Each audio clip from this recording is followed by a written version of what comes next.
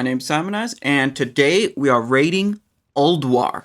We're going to be raiding on this character here, Simon 3, which is currently my second best geared rogue, but it's really close to my best geared rogue.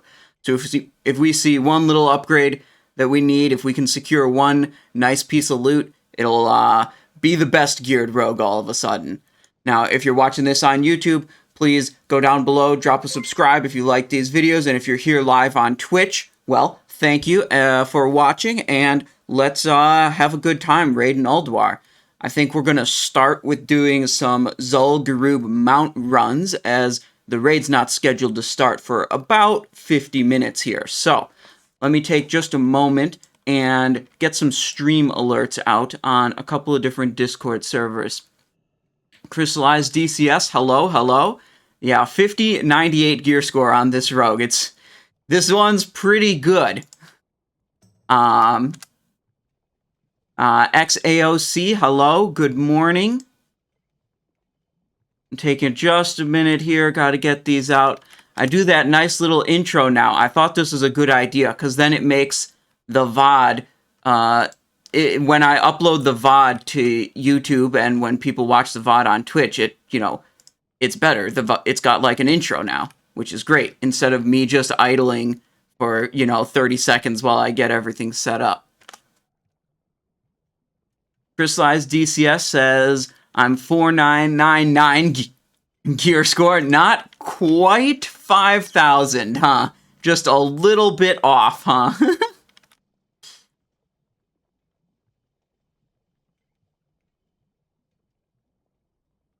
Oh, we didn't put the music on.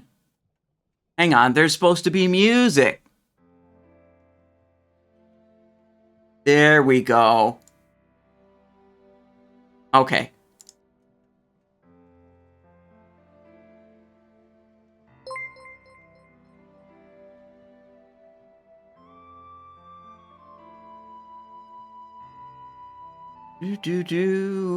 Sup, Simon? Hope you're having a nice Saturday. Lord Bazzy, hello. How's it going? Green shoulders? Yeah, these are shoulder pads of the monolith. Unfortunate.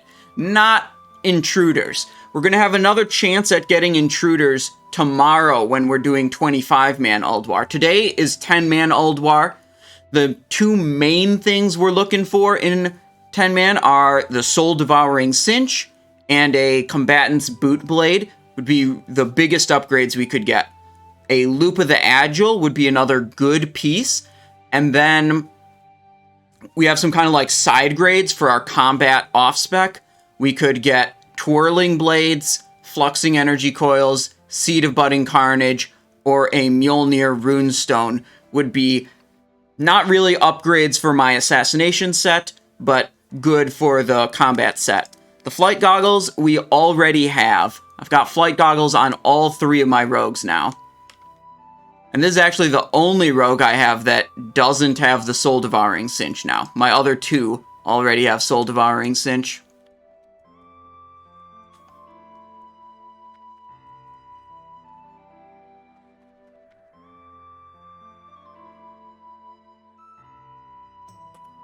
Okay, as usual, prediction for Tiger Mount. Let's go.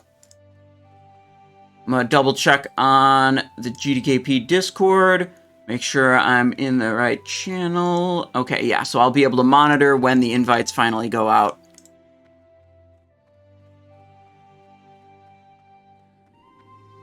Okay, so ZG just reset today, so all the characters are fresh, no longer saved to Zul'Gurub. What do you care about more, prestigious titles or prestigious mounts? I don't really care that much about either. I'm gonna be honest with you guys. I farm the Tiger mount every reset because you guys like watching it, not because I particularly care about getting the Tiger mount. But Tiger mount isn't even all that special. When it comes to mounts, it's like, for it to be special, it's gotta be a unique model, right? Like, Tiger Mount is essentially a reskin of all the other tigers, like all the basic night elf tigers, okay? And like the ZG Raptor mount, it's like, yeah, it's pretty cool because like Alliance don't get a like baseline Raptor mount, so it's like, it's kind of cool. The Baron mount, same thing, like it's cool on Alliance because there's no other like undead horse mount, but also like now they made it so common and easy to get that a lot of people have it. It's less prestigious. It has less prestige than it did before, right? But like the mounts that are super cool are things like Mechano-Hog has a unique model. I don't know, that one's crafted, so it's like not even that hard to get. You just know someone spent a bunch of gold if you see him having it. Mimiron's head really takes the cake for one of the most unique models. The Proto-Drakes were all like very cool, I thought, at the start of the expansion when there were only a couple that you could get. But now they're diluted, right? There's red Proto-Drake, there's green, there's blue, there's plagued, there's black, there's rusted, there's ironbound. There's like at least 7. Oh, and there's time lost Proto-Drake. That means there's at least 8 different Proto-Drake skins. It's just like, yeah, they're all the same model. They're just reskins, so they lose some of their, you know, prestige. Realm First titles are pretty exclusive, yeah. Realm First titles are kind of crazy.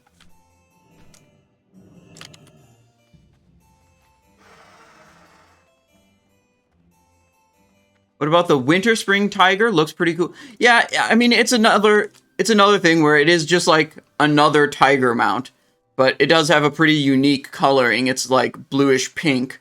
So I can't remember if it's pink or if it's a light blue or if it's light pink. I can never remember. No, whatever. Who cares?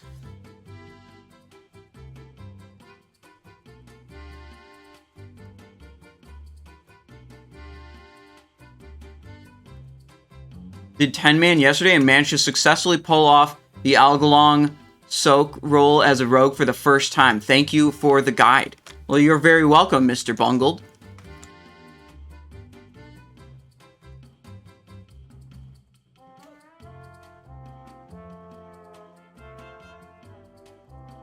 We ride our Raptor mount into ZG to go get the other ZG mount.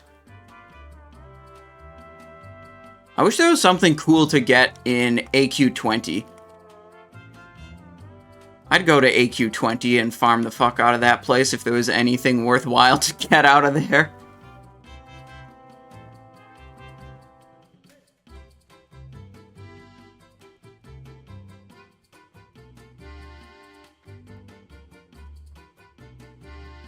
But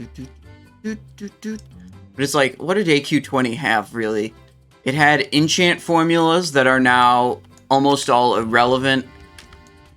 Well, maybe the spell power ones are relevant for, like, twinks? Oh, maybe the spell power ones are relevant for twinks. I didn't think about that. Maybe you could make a bunch of money selling, like, plus 20 shadow power or plus 20 frost or fire power to gloves. Because that's like the only, I think it's the only spell power enchant that can go on low level gear. Ooh, I didn't think about that. I have one character who's an enchanter. It's my Warlock. So if I were to farm AQ20, it would be on the Warlock to try to get some of those recipes. Now, we have a combat off-spec with this character. And that's what we'll use for killing the Tiger boss here.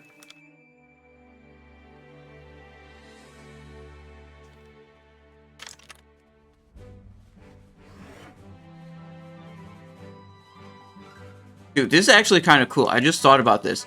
It's like I'm using a mount that matches the theme of the area I'm in. What if you could have so many mounts, and then you could have a... What if you could have a add-on or macro that was like... it would use a specific mount depending on what zone you were in. And then you could just collect all the mounts and have like a matching mount for each zone. You go to Winter Spring, obviously you roll up on the Winter Spring Frost Saber. You go to like the Plague Lands, you put on the Baron mount. Are you not a fan of Gladiator mounts, Simon? I don't really do PvP. I don't know. It's just not a part of game that super interests me. It usually frustrates me more than, like, I usually get more frustrated than, like, enjoy my time spent doing PvP. Megahertz says, do you think everyone will quit the game out of boredom after the leaked nerfs get implemented on Tuesday? Yeah, I don't think there are any nerfs that are happening. I think this is my take on the leaked nerfs, okay? Guys, get ready to clip it and ship it. I think some people wanted content for their YouTube channel, so they made up some leaks and made content about these leaks. Okay? That's my take.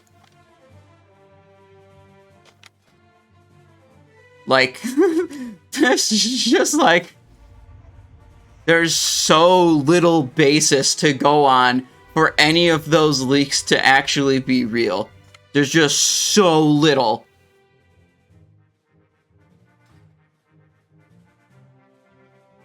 And like, with such little evidence, I'm not gonna sit here and take it seriously for a second.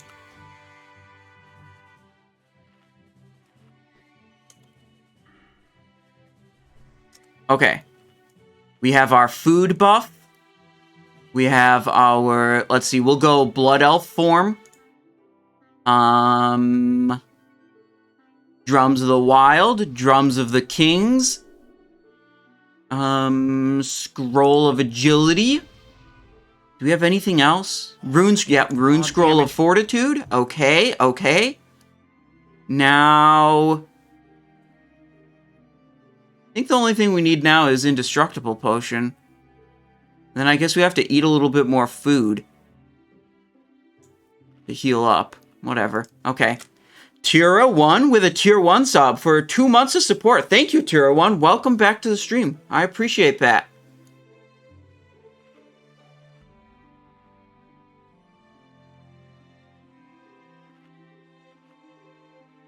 I think that mount add-on could be possible. Hell yeah, dude.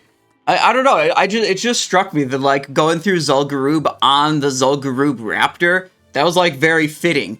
And maybe, like, if you're in Ironforge or any dwarf area, you could be on a, like, dwarf-themed mount, and you go to Stormwind, you go on a, like, human horse. That'd be kind of neat.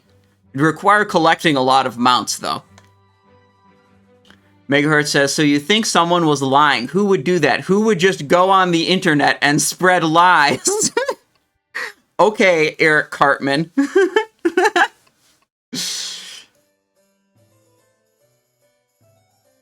Okay.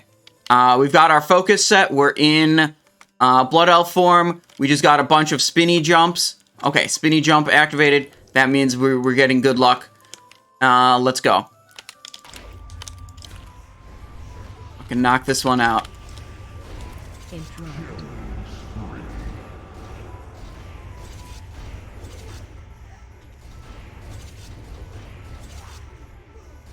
Uh-oh. We went too fast. We flew too close to the sun, you guys. I think this resurrection, I don't think we're gonna beat this timer. Never mind, we beat the timer. We were literally too powerful. I'm pretty sure that the sapper charge I clicked out of the inventory was necessary to beat that timer. It was really close to triggering the resurrection.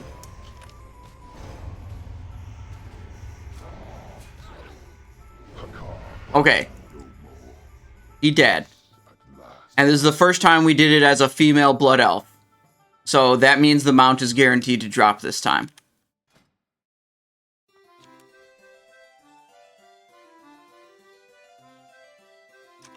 Okay, what's the prediction at? Let's see what our believer ratio is. 11% believers by the points. That's,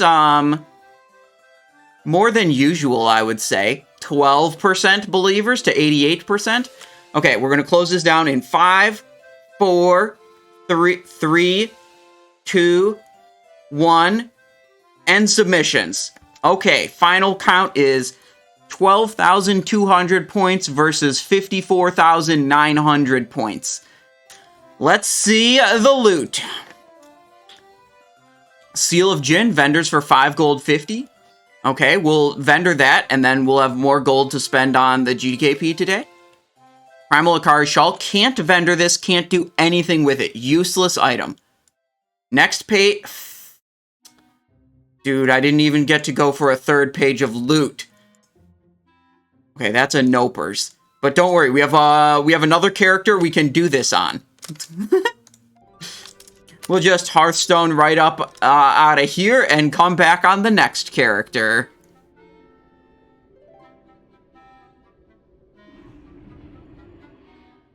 Alright, keeping an eye on the Discord. It's still like 40 minutes to raid time, so we got plenty of time. Okay. Simon 3 struck out this time. Unlucky. But don't worry. Simon 2 also has a combat spec, and Simon 2 has a fucking dragon. Okay? We're just operating with a low-tier Masticator main hand weapon on Simon 3, okay? Like, that's kind of cringe. This guy, Simon 2, has the fucking dragon, okay? Cannot be stopped. Wait, someone just healed me.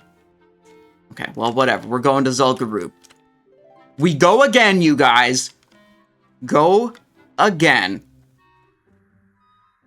Zadie, how's it going? Welcome. You missed round 1 of Tiger Mount Copium, but don't worry, we got round 2 of Tiger Mount Copium while we wait for the Ulduar raid to start. Ice Coffee says, I wish you got all the loot and all the mounts. Dude, this week on my main rogue, I completely struck out on loot. Only one item even dropped that was good for me, but it was Solar Bindings, which I couldn't really use until I get Embrace of the Gladiator on my main. So it didn't go to me, because, like, I couldn't even use, like, if I could use it, maybe it would have gone to me, but, like, it was effectively a side grade until I get Embrace of the Gladiator on my main.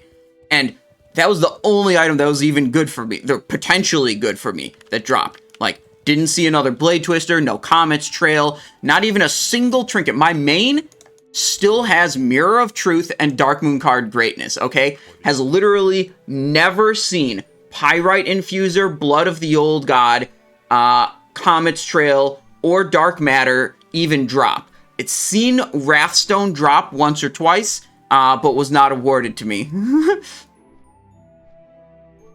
Short break from work, super excited. Our game releases on Monday. Oh, you're game developing, that's right. What, if you care to share, what game do you, what game's releasing on Monday? Any Ironfoe run? Oh, Brightfalls. We haven't done an Ironfoe run in quite a while, actually. We could do an Ironfoe run. Ironfoe run. It better be an updated LEGO Racers game. That's what the people want, Zadie. Get on it. Get on it. We need LEGO Racers 2.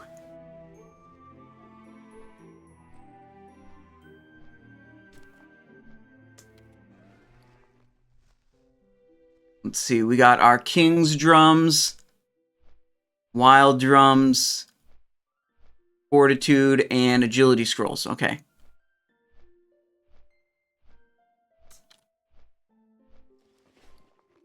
We got, okay, we have some leftover ZG loot in the inventory we haven't vendored from the last ZG run.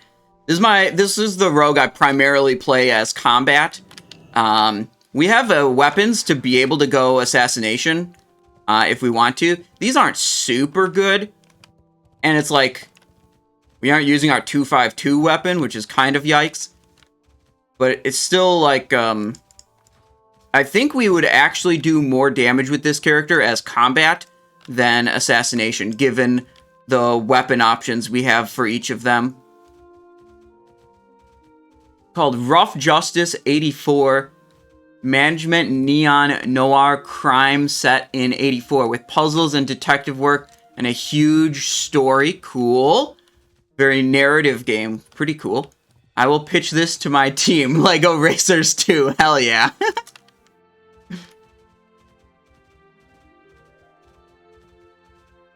Jexteras, you have 96 channel points. The prediction is up right now. You can bet on round 2 of Tiger mounting. Currently, about 10 to 1 odds.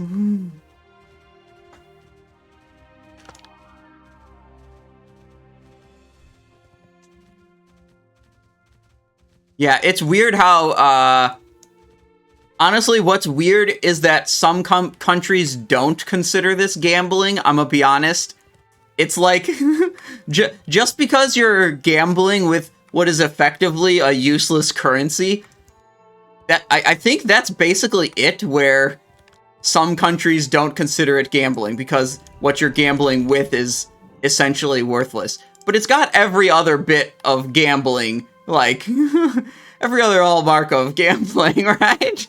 It's got odds, it's got stuff, you know, you bet your points, and then you see the outcome of whatever, you know, like, I mean, it's kind of fun, but it might be bad for some people. It's not gambling if I can't lose my house, says XAOC. Don't tell me the odds, says Mr. Bungled. Do you take song requests? Generally, no. I have a fairly curated list of music I play during the stream that when I upload the VOD to YouTube, it does not flag it for any kind of copyright infringement. So I carefully add and remove tracks. Whenever I play a track and then I upload the VOD to YouTube and it has some kind of copyright problem, I take the track off of my list. And frankly, I could expand that list a lot. Like,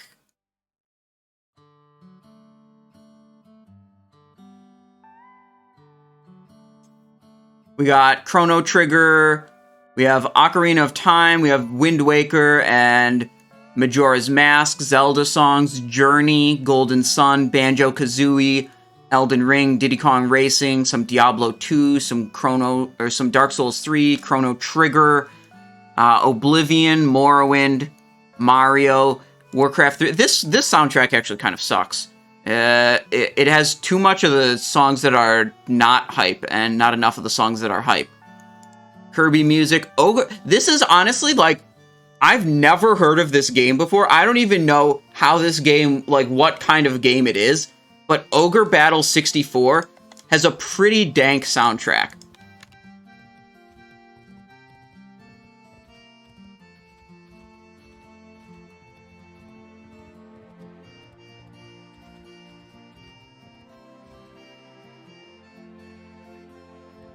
Dude, Zadie, you know what's the craziest thing? I tried to play Donkey Kong Country soundtrack on stream once, and YouTube flagged it for a copyright infringement. And it wasn't from Nintendo, or would it be Rare? Did Rare make that game? I think Rare made Donkey Kong, whatever the studio.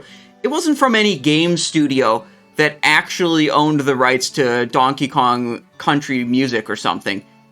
It was from some rapper who sampled Donkey Kong Country in his rap song and then uploaded his rap song to YouTube, and now YouTube believes that this rapper has the copyright claim to Donkey Kong Country. So we don't get to play Donkey Kong Country anymore on stream.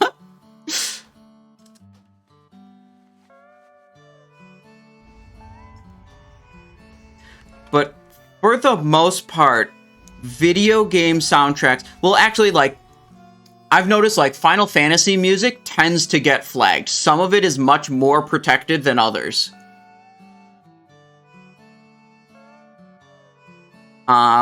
Whereas, in my experience, a lot of the Nintendo franchise music tracks don't seem to get flagged very often. And as soon as they do get flagged, take it down. That's easy.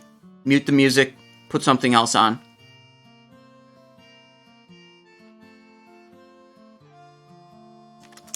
Okay, we still have 6 minutes on this Blessing of Might, so let's try to do this while we have that. Get this, get this, get this. We got wound poison, deadly poison on. We are, oh gosh, we're in a subtlety spec for soaking Big Bang. That's not what we want here.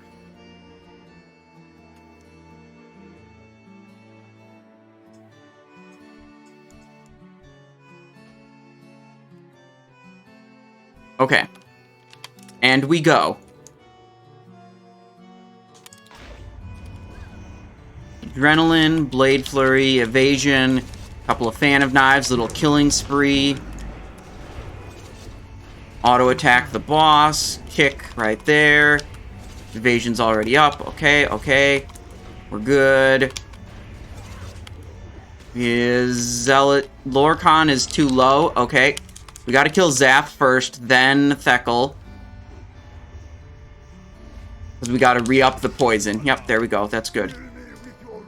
Do we have a healing potion? We do. There we go. Okay. Slice and dice, reapply. Expose armor up. Feint activated.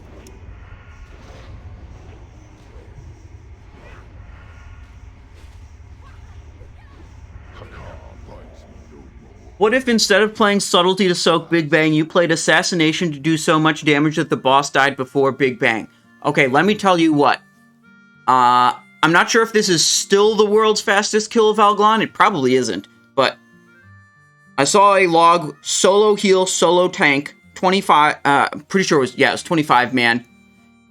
At the time of looking at it, it was the world's fastest 25 man Algalon kill. They had 161,000 raid DPS.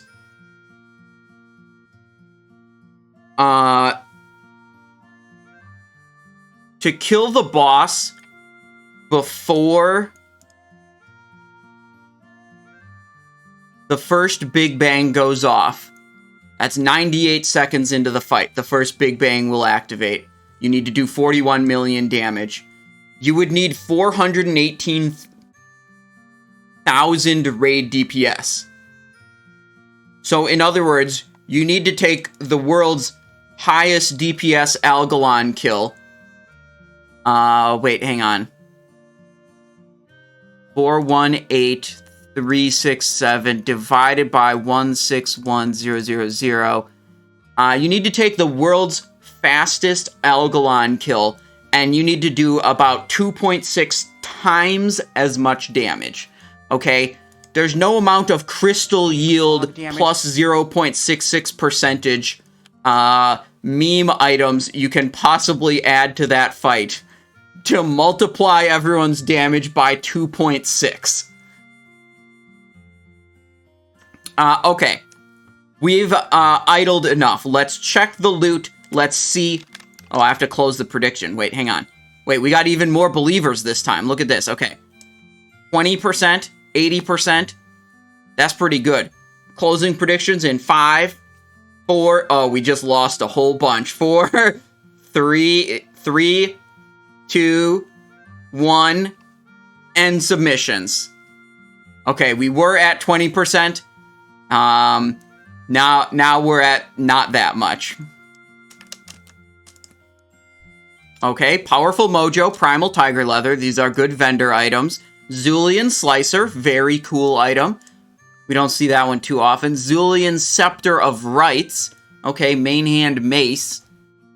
With spell power 14. What a piece of shit. Nope. That's a nope. No, unlucky.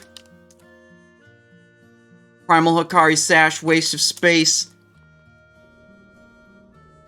Doubt.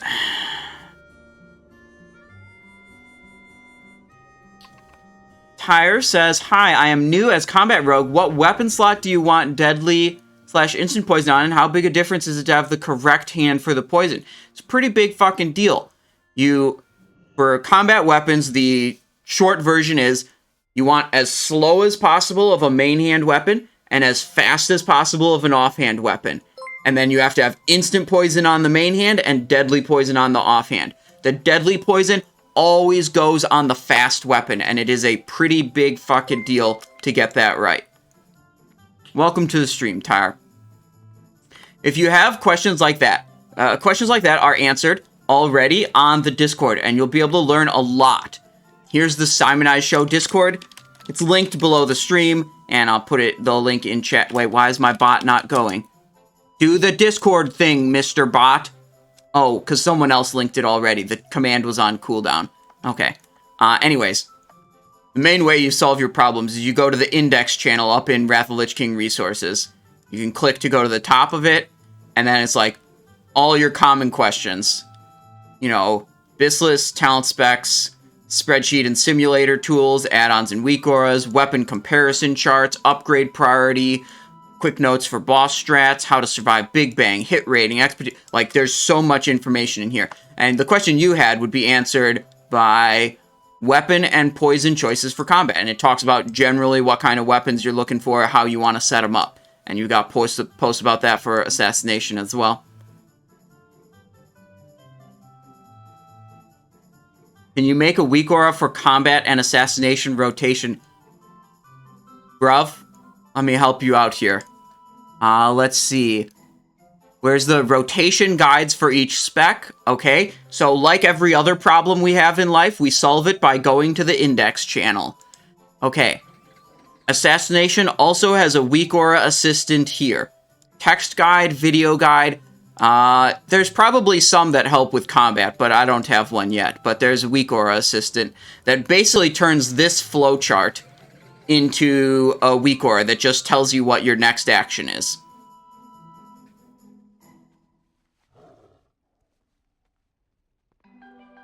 But it didn't tell me how to hide this dead body. Simon, please help. That is not one of life's many problems. You could just avoid that problem by not killing someone in the first place, or just not discovering their dead body. Apollo? What the fuck? I don't know if I've seen this NPC before. Tabea and Apollo. Okay, well, whatever. You can't interact with them. Yeah, well, what I would recommend is instead of having a weak aura try to play the game for you, you should watch videos and read text guides about what you're trying to do as a combat rogue, so you can understand what you're trying to do. Instead of, like I said, having a weak aura try to play the game for you. Let me see, are invites up yet? Let me check on the Discord. Wow, invites are still not up.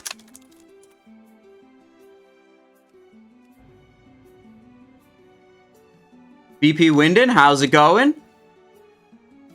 We got a special one now. Will Ironfoe drop? Okay. This is a quick mission. In and out, 5 minutes tops. Going for Ironfoe in Blackrock Depths.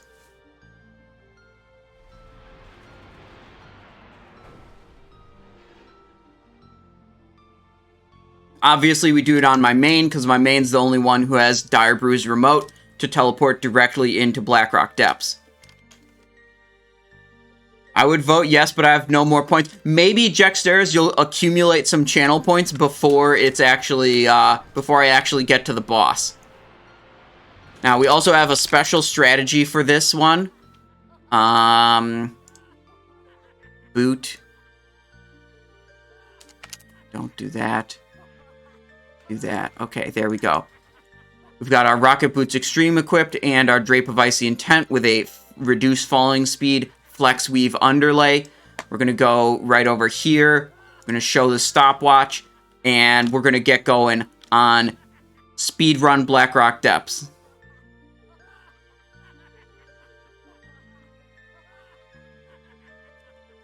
Sprint. Gotta open Spellbook.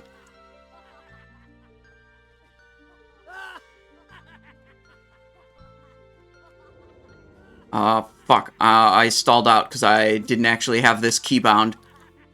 I needed to get Pickpocket. Okay.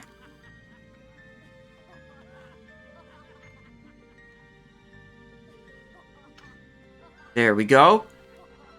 Hug left. shouldn't aggro any of those guys. Sometimes you do, sometimes you don't. We're okay. We're only 37 seconds in. Here's the pretty clutch part of the run. We're going to use Rocket Boots plus Cloak to just skip this entire lava section. There we go. And just barely made it. Okay, switching back to Footpads of Silence for maximum damage output. Let's see. I set the Iron Foe prediction to be pretty long. I guess I just have to not loot the boss. Okay, until I close the prediction. Okay, Lyceum. This is the biggest RNG part of the run. Okay? This is a tough part of the run. We've got to look for the red boys. And they spawn in random locations in the room.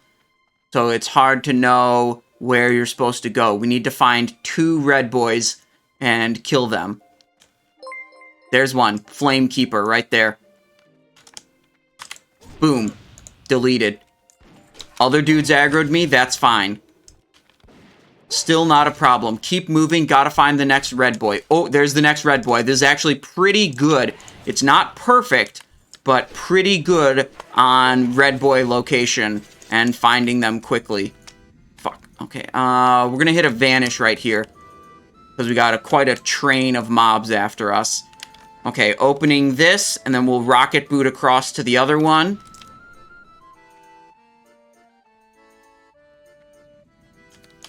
There we go. We're on this one now.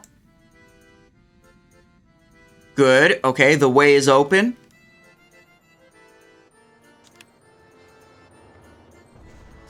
What other speed boosts do we have? Anything we can use in the inventory? No. Most of my speed booster items are in my bank, I guess. Okay. Whatever. Magnus is here.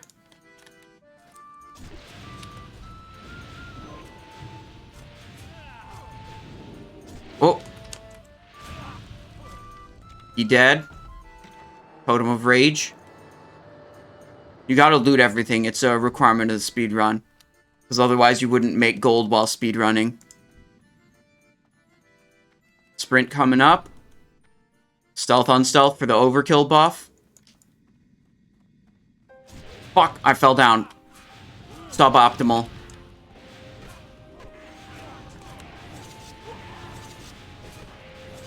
$315. Not too bad. That's a 315 right there. Not world best. Not world record, but not bad either.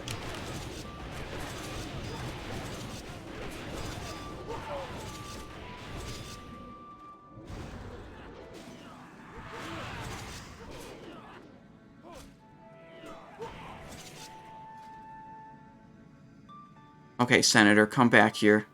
Bitch. Yeah, there you go. You forgot poisons? Don't worry about it. This is actually tactical. End submissions. 9% believers, 91% doubters. Will Iron Foe drop? The epic mace from Emperor Dagger and Thaurissan. Let's see. That's a no. That's definitely a no. This is the wrong axe. Actually, this isn't even... The Iron Foe is a mace. I spoke incorrectly. But it does vendor for 5 gold 81. So that's pretty good. And... I don't care about the rest of that loot. Okay, invites are now officially up. So, we'll switch back to Simon 3. We'll get ready to fuck in Ulduar.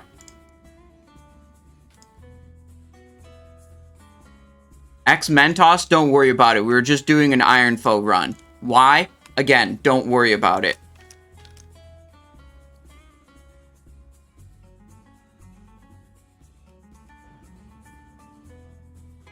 Do the strat with lighting one brazier at the same time with 2 people open the door still? I'm not sure exactly what you're talking about, Bright Falls, but, you know, in the BRD Iron Foe speed run, you only have 1 person, so any strategy that involves 2 people, it ain't gonna happen.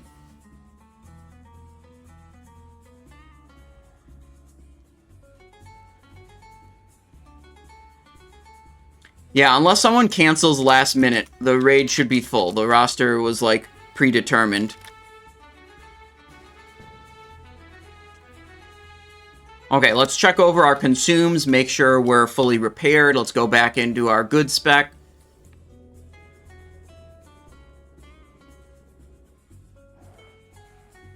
This is a GDKP on the Benediction GDKP server.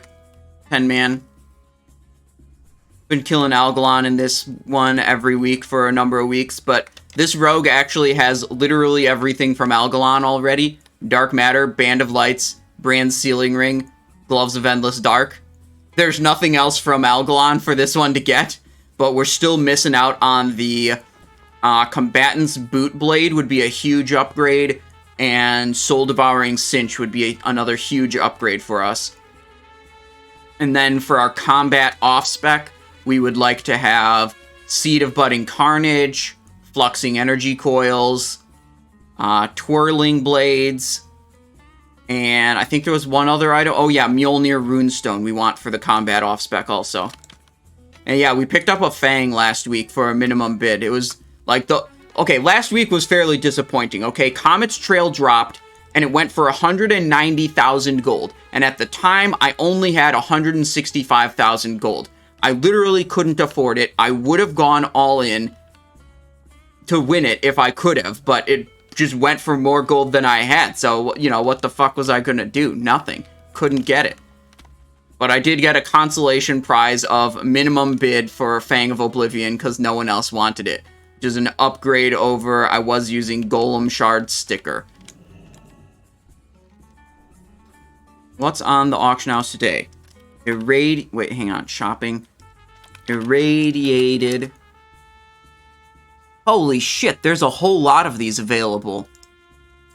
Price increase by 99%? Yeah, that's fine. They're at 2 gold each. Let's keep going, bruv.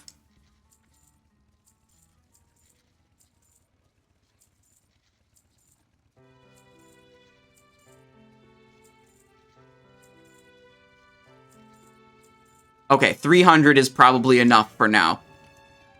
That'll last me quite a while on all of my rogues.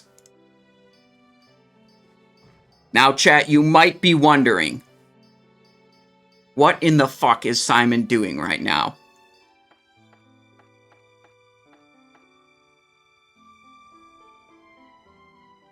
Wait, I looted a bunch of box of bombs also. Hang on, Simon storage. We don't actually want all these... What the fuck? Simon storage. There we go. Okay, get rid of some of this crap.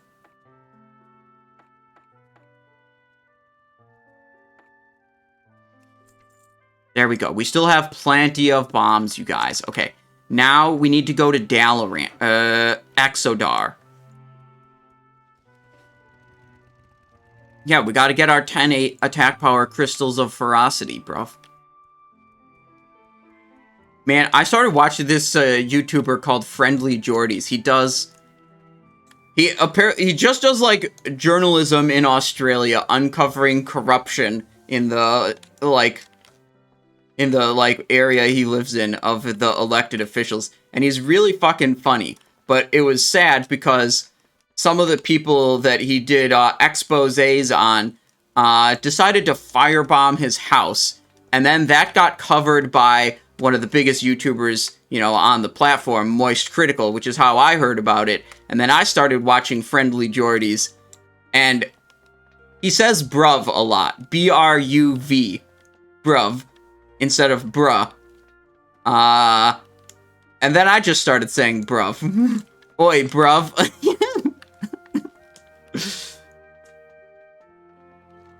Okay, I'm not sure if we even have the flight point. Let's see if we have the flight point on this character. Simon 3 was a boosty boy, so maybe I automatically get the flight point? May the light embrace you. Hell yeah, let's go to Blood Watch.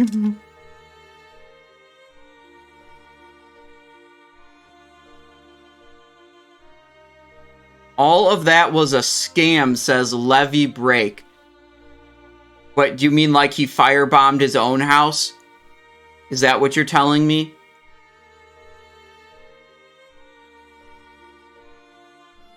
Yeah, let's take it from Twitch chatter that definitely someone's house getting firebombed was definitely a scam. That's probably true.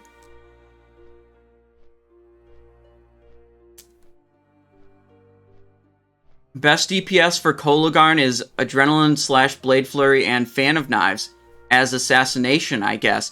You can't have Adrenaline Rush in an Assassination. Well, I guess you technically can.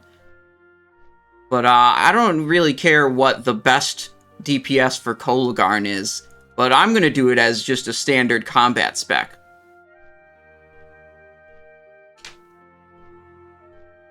If you want to come up with your own Kologarn-specific parsing spec, you do you.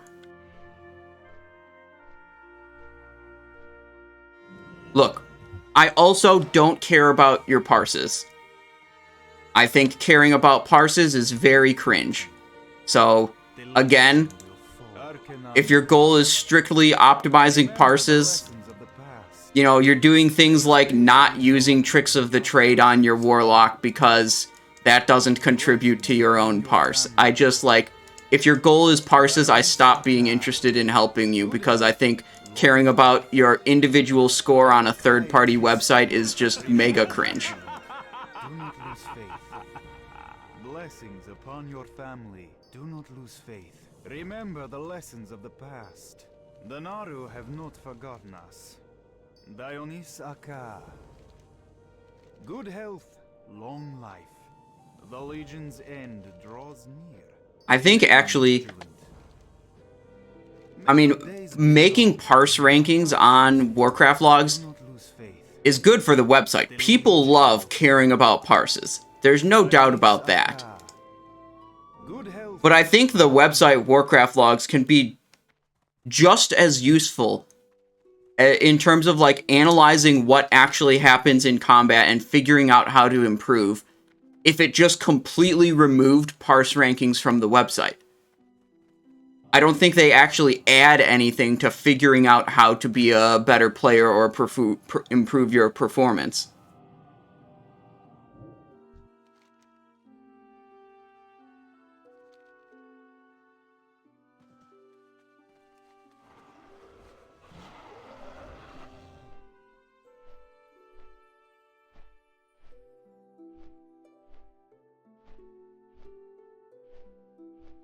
Davy Jones, how's it going? Welcome. Tuning in just in time. We're about to start here. About 8 minutes till the scheduled start time for this raid.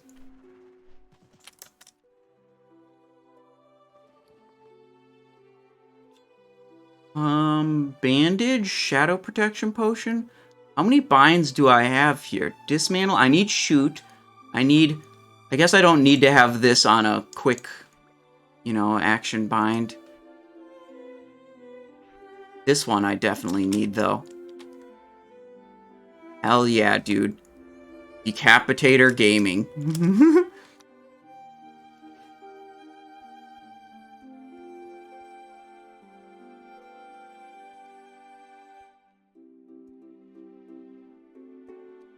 That's true. Parse rankings are good for scam GDKPs. I've participated in a couple of these in the past, where they say, aha, you know, to get a payout, you need to parse at least, like, a 40 or something, or a 30 or whatever. I did a Naxxramas, Eye of Eternity, and Sartharion GDKP in Phase 1 on my Warlock.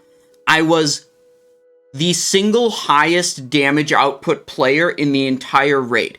I dealt more damage than any other player in the raid. However, as a Demonology Warlock, this means I parsed a 26. Okay, for overall raid. There's an Arms Warrior who dealt literally half as much damage than me, was beneath some of the tanks, but because they were an Arms Warrior, they parsed a 46. They kicked me out of the raid when it came time for payouts because my parse was too low.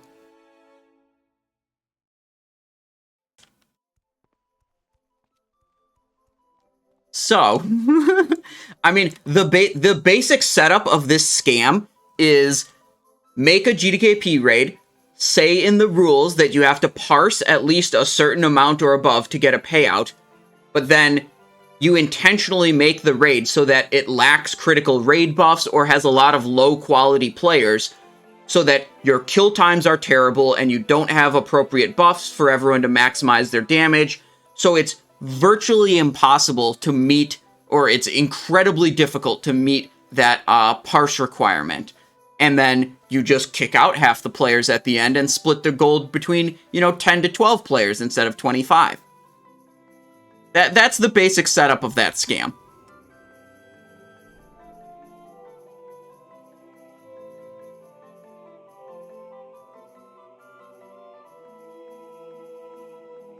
Alright, now I have to try to find what voice chat channel we're in.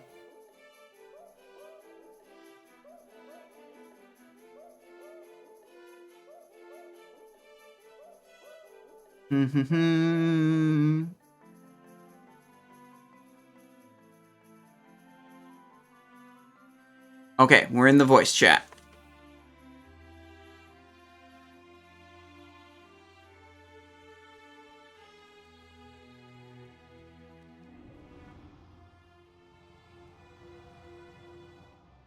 This is going to be my first raid with Fang of Oblivion. The coolest part about this dagger is that it looks cool. Honestly. Fucking badass looking dagger. I wish it was best in slot. But it's just not. The faster ones are better. But holy fuck, it looks... That looks cool. Your dagger is literally a constellation of stars. So fucking sick looking. I wish I could... Honestly, I wish I could, like, remove the berserking enchant from it. The red glow. I think it takes away from the look of the weapon. I think you can do that once Transmog comes out in Cataclysm, but that might not, I don't think that's super relevant. Sanso says you got insane loot, Comet's Trail and Fang on main, and Masticator and Bootblade on combat. Dude, those are big. Dude, like, Masticator and Bootblade, like, those are big upgrades. Like, I know they're big upgrades, because they're big over the next best thing, right?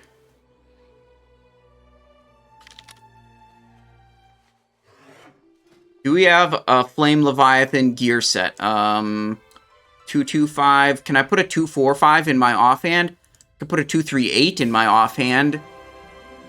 252 in main hand. 239.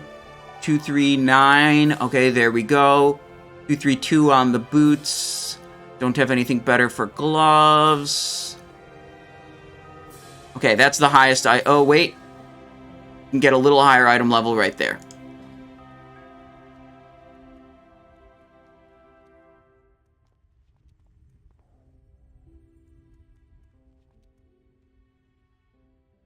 Testing, hello. Okay, voice chat is good. We're starting it up. Okay, let's move out. Get into your machines. I'll speak to you from here via the radio.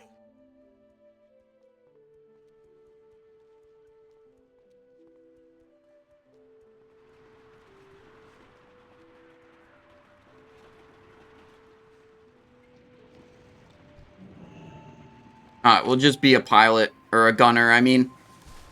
Easy job.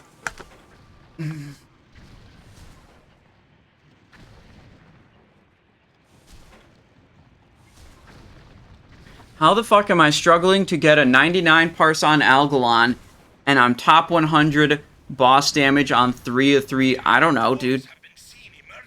I do not know or care about manipulating the parse scoring system on Warcraft logs. What headset? Yeah, SteelSeries it is. SteelSeries Arctis, I think it's called. It's been through some shit, though. The attachment here, it's just an audio plug. The cable, like, bent back and forth enough to the point where it, like, started breaking. So I glued this wooden reinforcement around it, so at the weak point, it can no longer bend.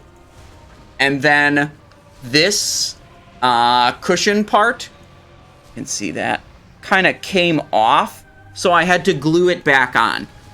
But yeah, other than that, it's good, and, you know, it's still good. And, you know, it's going to break probably a couple more times, and I'm just going to repair it a couple more times before I bother replacing it. Gotten a lot of use out of this one.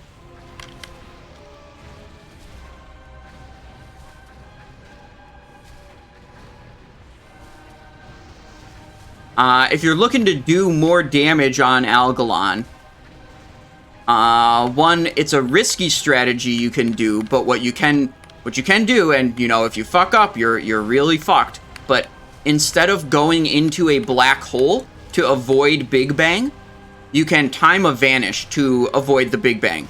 You're still gonna have to have someone else who actually soaks the Big Bang, but if you just stay there and DPS the boss, and you time your vanish appropriately, you can just stay on the boss for an extra couple of seconds, whereas people that go into the Big Bangs would lose uptime on the boss.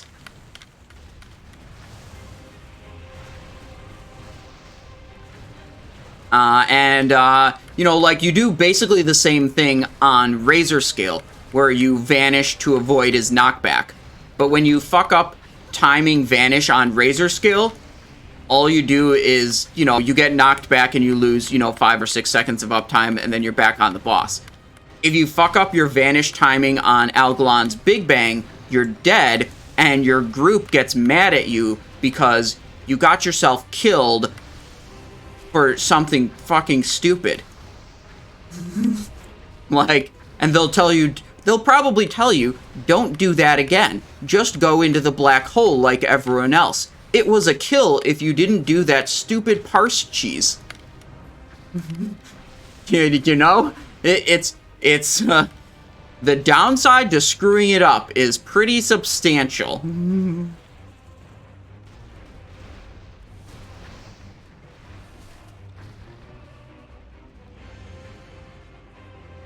Okay, I've shot down literally 0 pyrite. I've been messing with my, whatever cannon, mortar, I think it's called.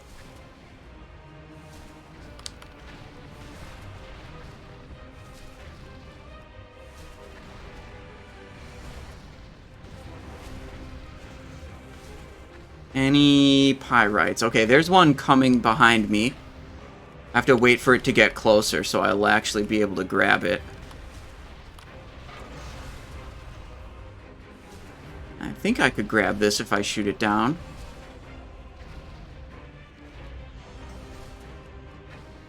There we go. Okay, got one.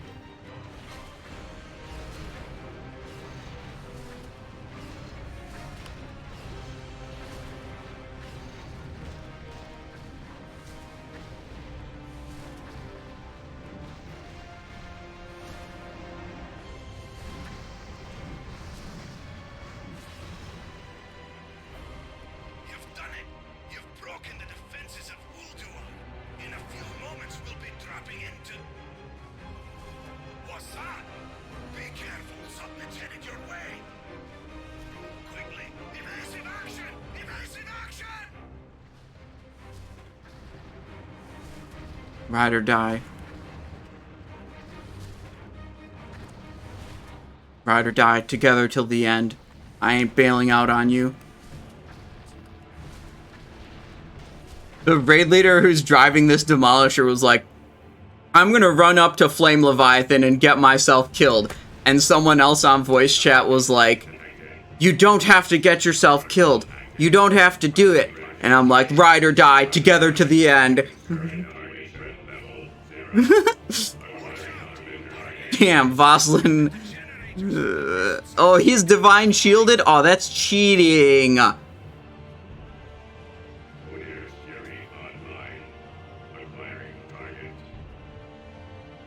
How are you making your gold? I just do a bunch of GDKPs.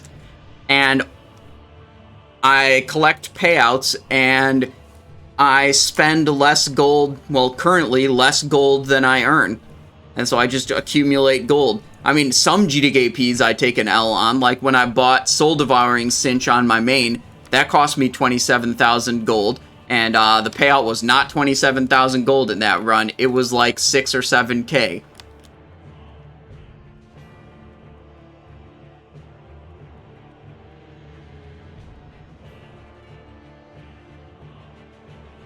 Do you have a video guide on Mimiron, Skip, on your Discord? Yes, it's just the Ulduar boss guide part 2. However, I thought it would probably be a good idea to make a separate video that's a mini guide just for Mimiron Skip and a mini guide for Big Bang Soaking.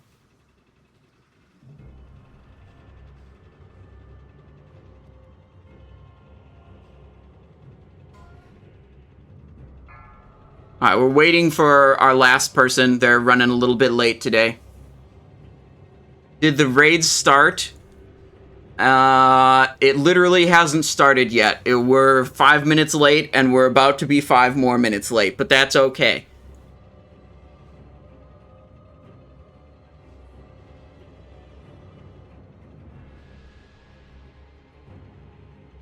The belt doesn't exist. Got prio on it pretty much. What is this? Pretty much every guild run I do, but I haven't seen it even drop. Dude, this... Okay, so I've got it on 2 of my 3 rogues. This rogue has never seen it drop. One of my rogues has only seen it once, and that's when I paid 27,000 gold for it. The other rogue has seen it 3 times. And, got it for minimum bid in a GDKP the time I did get it on the 3rd rogue. That has it. That was actually the first one to get it. But, like, you know, it's just drop RNG, man. Like, what are you gonna do?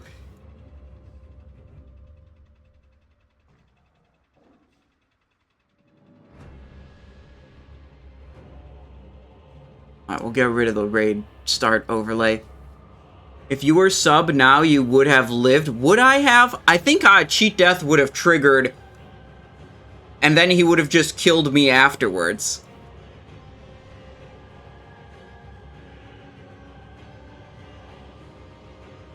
I lost Embrace of the Gladiator to a Ret Paladin. That's tough, man. That's tough, Bolshoi. I'm sorry.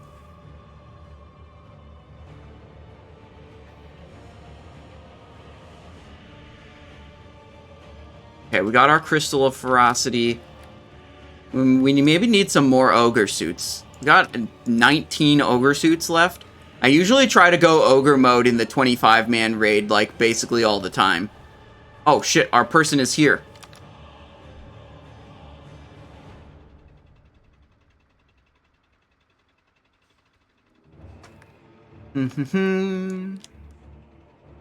Let's see. The minimum bid is different in different groups. I'm pretty sure on this group, it is a pretty low minimum. Like, they're not here trying to, like, enforce high payouts or whatever. We're just trying to clear the raid, right? Let me double check the rules section for this one. 500 gold minimum on everything, apparently. I thought it used to be 500... I thought it used to be a higher minimum on the hard mode stuff. Apparently not. It's just 500 minimum. Okay. 500 minimum, clear the raid every week, easy game.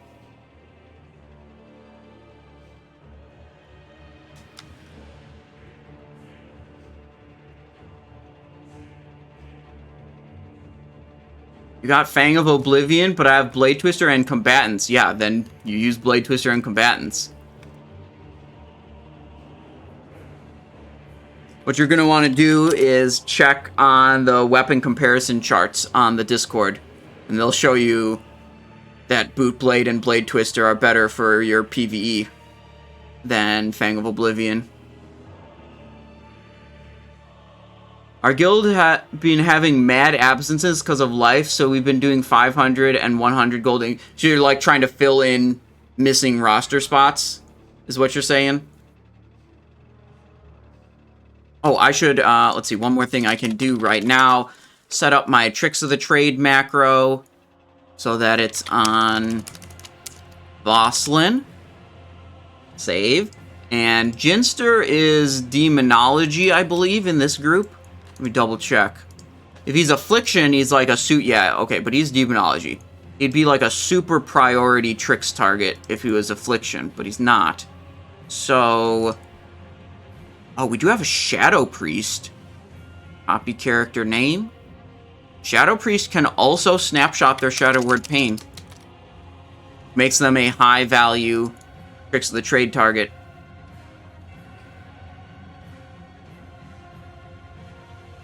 But I will probably just be tricksing Voslin most of the time. 3, 2, 1.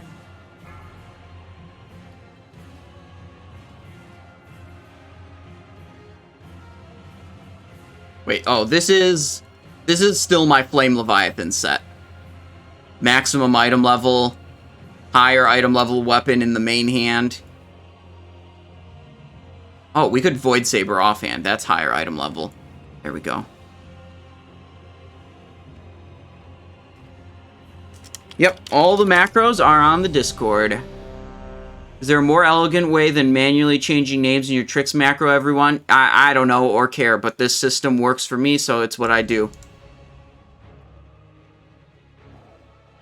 You can, I mean, this guy's got a special character, that guy's got a special character. You can right-click and do copy character name, and then I just have to paste it in. I don't have to figure out how to enter that special character if I do that.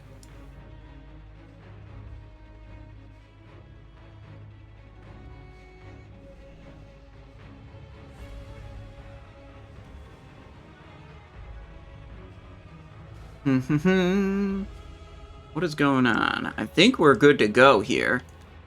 But we're still just idling. I think, oh, we're getting buffed up, I guess. Some buffs are going out. I see, I see.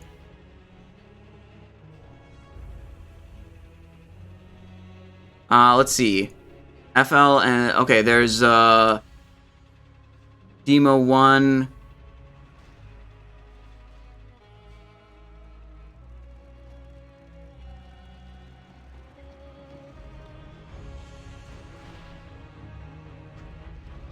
Okay, Magnolia and Ginster.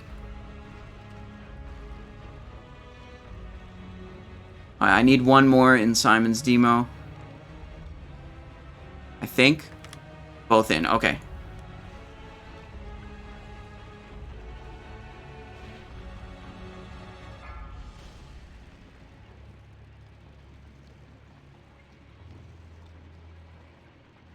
Okay, mine's the launching demolisher.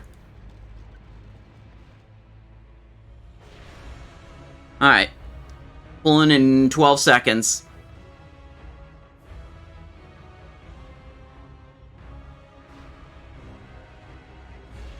Five, 4, 3, 2, 1.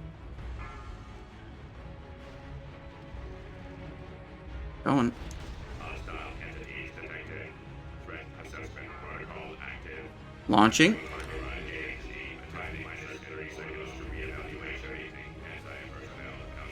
Alright.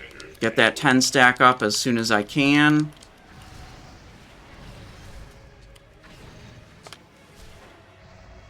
Hodir theory online.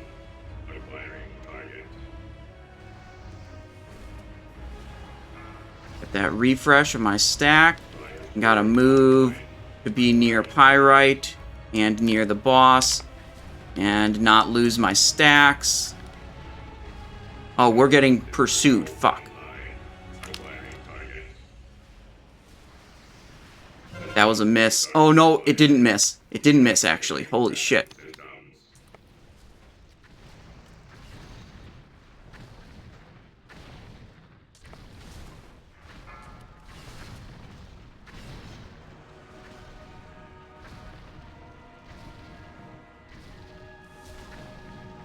We got it.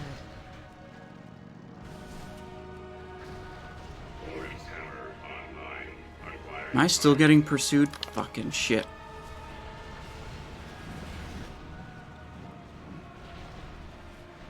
Oh, that's the fire one. We're in big fucking trouble here.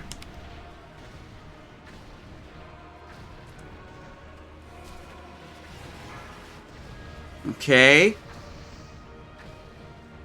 Begin.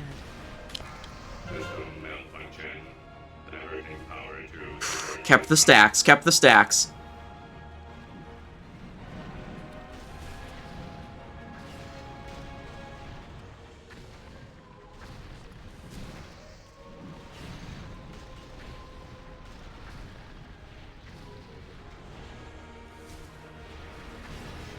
Waiting.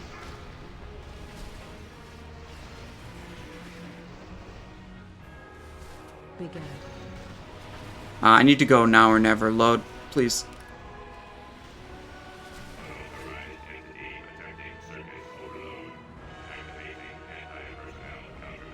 We're dropping stacks. Oh no! That was our escape route. Okay.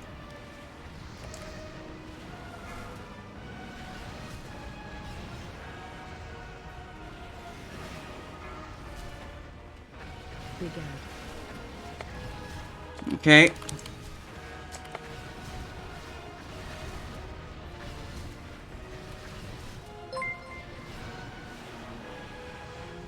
Get some more pyrite here.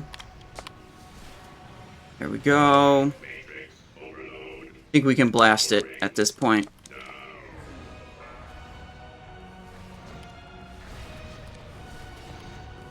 Okay. How many hats do you have? I'm not allowed to say, because last time I told someone how many hats I had, they their head exploded because they couldn't handle it, and we can't be having that happening anymore in the future. One head explosion from disclosing how many hats I own is too many already, honestly. Handguards of Potent Cures is the hard mode loot, so no twirling blades for us today.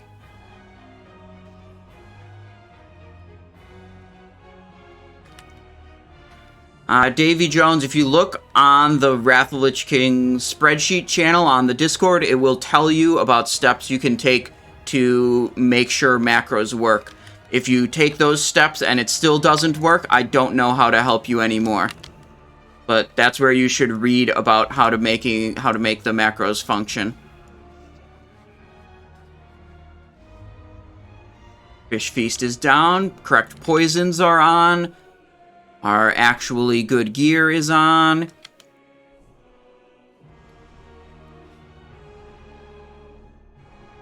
What else do we need? We have kings, we have might. 2 different paladins.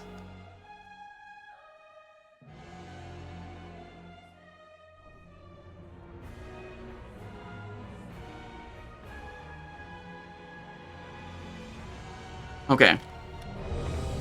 And obviously, Crystal of Ferocity for 10 more attack power. Right there.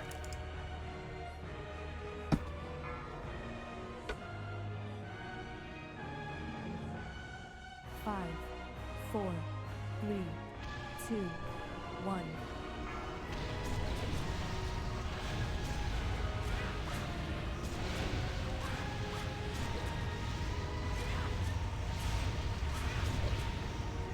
Alright, pretty good.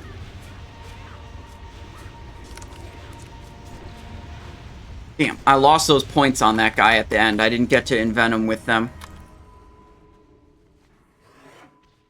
Okay.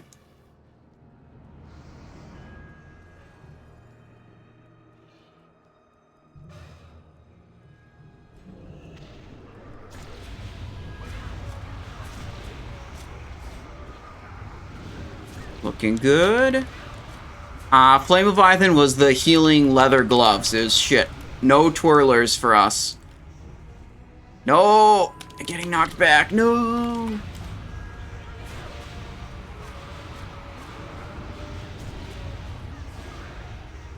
There we go.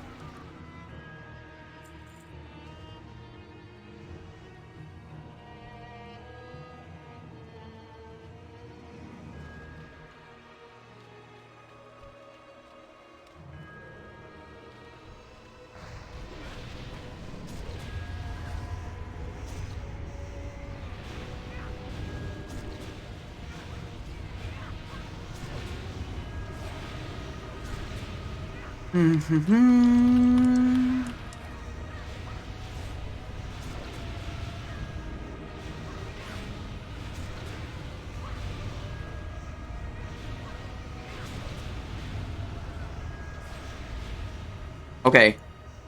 It's time for Decapitator Gaming. If the pull timer is longer than my equip timer for Decapitator. Oh gosh, we're like right on it. Okay. This'll be fine. It'll be fine, you guys. Tricks of the trade the tank. 5, 4, 3, 2, 1. Insolent whelps! Your blood will temper the weapons. We just decapitated Ignis the Furnace Master for a bonus 500 damage. Now that's gaming. The maker's will be done.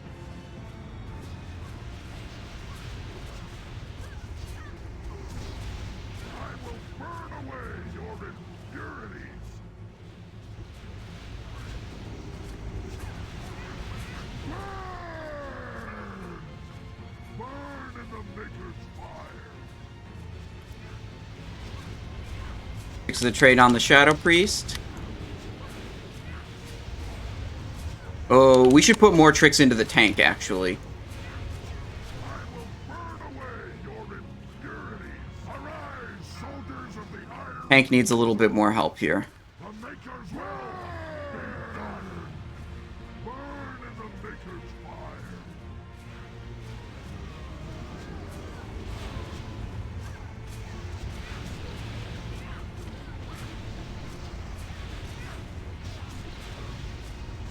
I will burn away your impurities.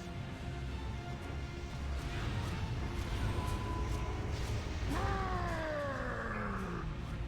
Burn in the maker's fire.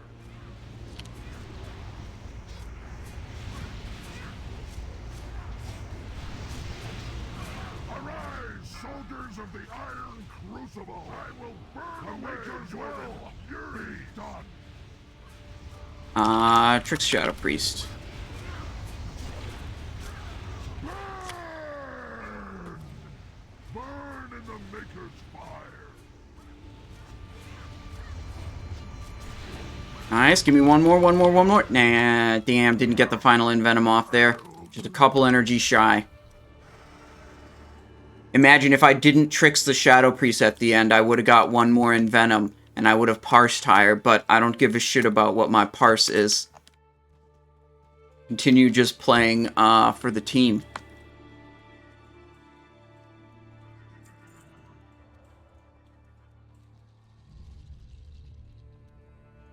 Hi Simon, yesterday I successfully soloed Mandakir with combat prep spec, kiting him just until the 2-minute enrage was over. Actually wasn't that bad, took around 4 minutes, which is... So you killed the raptor, and then you kited him until the enrage from killing the raptor was over? Is that what you're saying, Fenurian?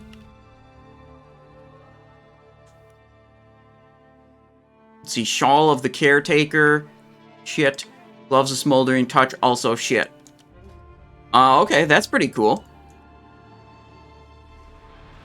If damage was equalized, which playstyle would you like more? I like playing Assassination more. I like having a simple rotation. Some people will be like, oh, combat has so much more to do, it's so much more fun. To me, it's just chores. It's like stressful to keep track of 3 different debuffs and time different cooldowns and worry about all this bullshit.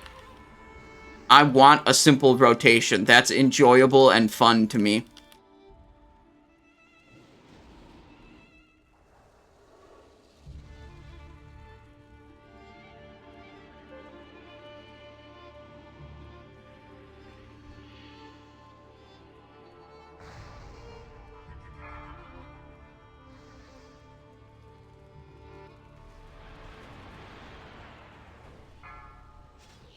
Wait, we're gonna idle now. My things are almost done. And the boss is almost coming down. Let's see, are there any bleeds that are gonna go up here? Any bleeds? Any bleeds? Nope, okay. Almost time for the boss. Where's my Tricks of the Trade target? Move quickly. She won't remain grounded for long. There we go. Okay. There is one trick we have to get right, which is timing the vanish to the knockback. That's all that really matters here.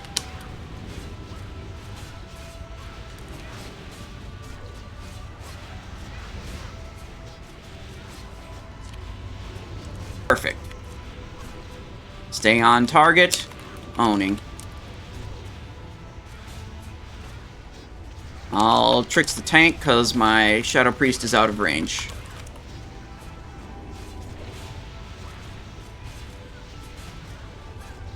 Isn't sub the next best thing in Cata? I don't know or care about what's best in Cataclysm. Just like, yeah, I don't care. Or know. I don't have anything else to say other than that.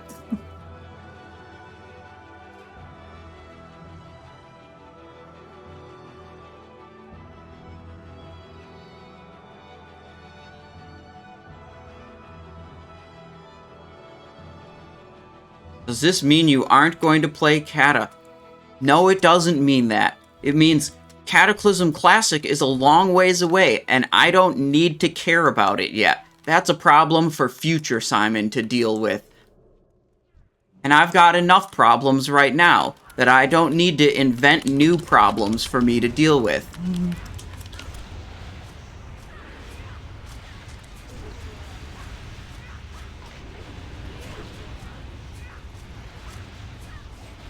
Yeah, the enhancer we have in this raid is quite good.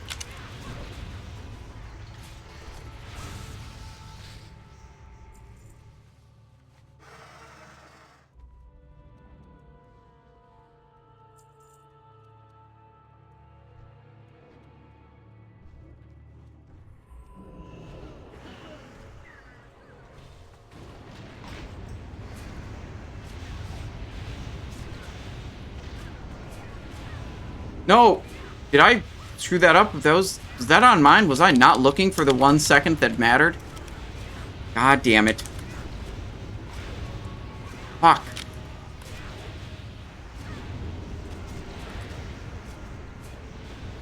Alright, we did the first one right.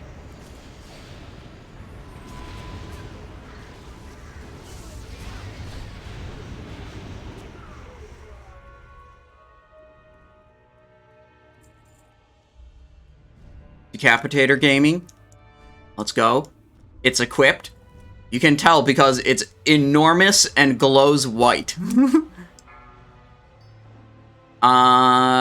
Never mind. The pull is happening too soon for this to be a good idea. I didn't equip it early enough. 4, 3, 2, 1. Almost Decapitator Gaming, but not quite.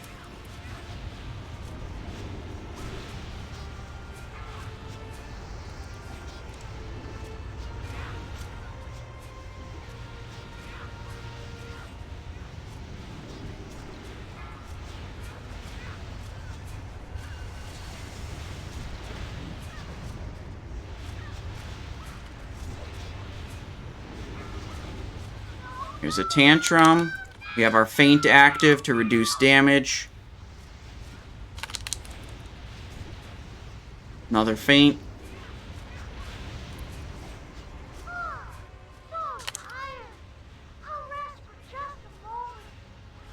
My Shadow Priest is out of range, so I cannot Tricks of the Trade them for this.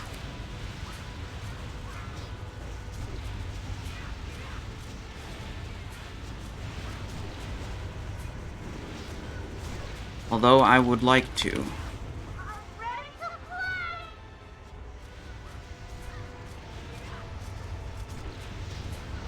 There we go. Got him. Hopefully they see that I tricks them and reapply their Shadow Word Pain.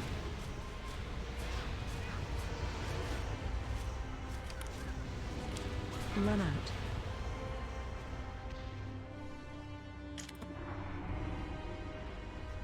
Whoa! Sorry, I thought I clicked my, I screwed up.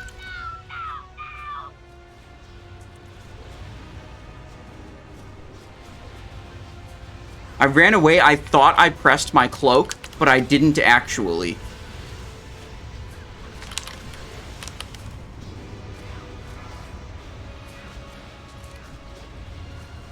I ran away, I thought I pressed the cloak, and then I came back, and then I found out I didn't actually press the cloak.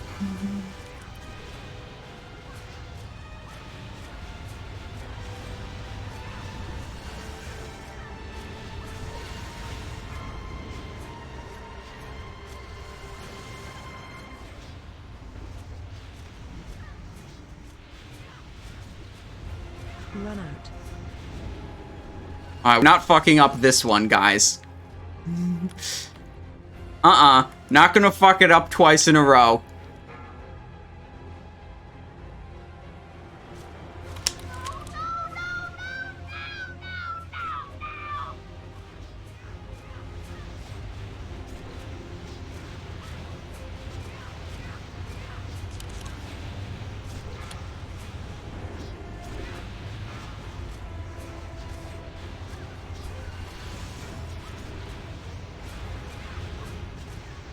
I'll have to check the VOD and see if I pressed cloak or if I, like, pressed a different button. Because I can see all of my button presses right here. So when I look at the VOD, I can know exactly what I did and how exactly how I fucked it up when I fuck things up.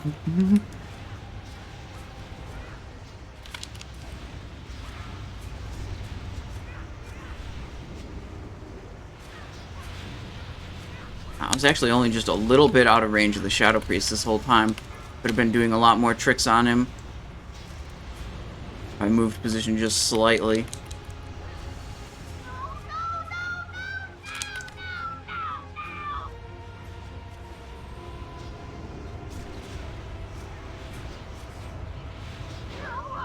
There we go. What do we get? Vest of Glowing Crescent. Breast... What is the... I think we missed on the Fluxers. There were some bracers that could drop here. Vest. Breastplate of the Stone Shaper. Oh, we can go combat for this pull in particular. Wait, no, it's 3... This is 10-man. It's not even that big of an AoE pull. Who cares? And Chestplate of Vicious Potency Plate. Okay, so he could have dropped Fluxing Energy Coils, which would have been good bracers for our combat spec. So, not a big deal, but kind of good.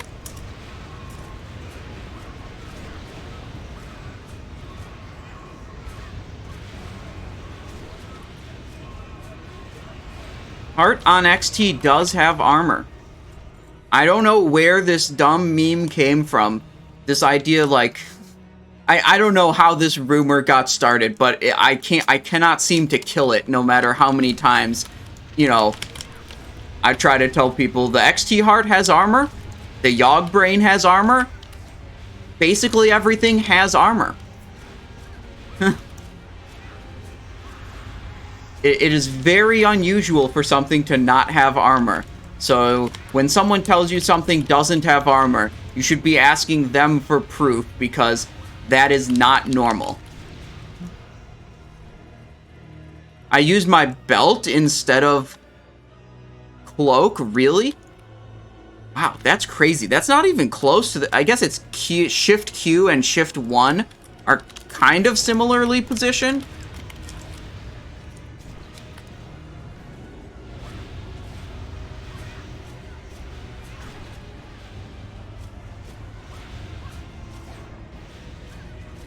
How much ARP do I have on my combat rogue? You're going to have to find out for yourself by looking at the gear that I have.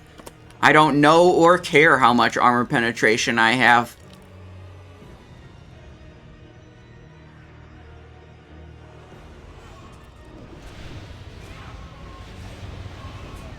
Because that is not actually a good metric to measure how geared your character is, or how much damage you can deal. It's just another damage stat.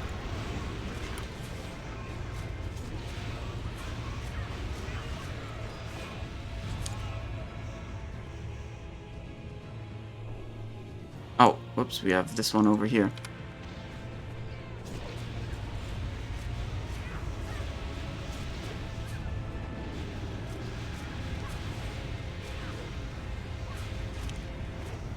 You can see the gear, talent, spec, and glyphs by following that same link I keep pushing in the chat. You do not need to get my individual attention while I'm raiding to figure things like what gear, talent, glyphs I'm using.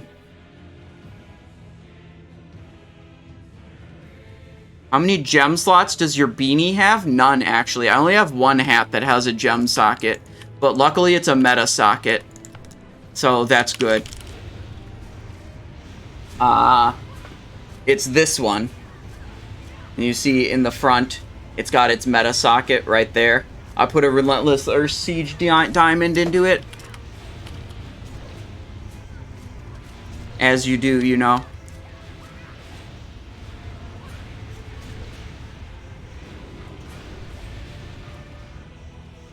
Extra agi and critical strike damage. True that.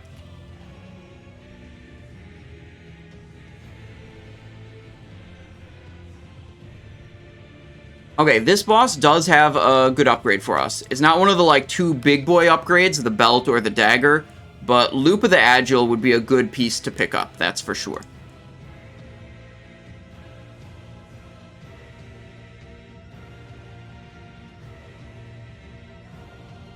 All I've got for you is ! Discord, and the bot will every 5 minutes post a link to the Discord. 5, 4, 3, 2, 1. You will not defeat the Assembly of Iron so easily, invader. Okay, we were asked to do Tricks of the Trade onto the tank to help with the threat, so we did that. But our primary kill target is Brundir, so we're on him first. After we finished doing our Tricks of the Trade shenanigans. Nope, we're too far. Can't ruin that one. Run.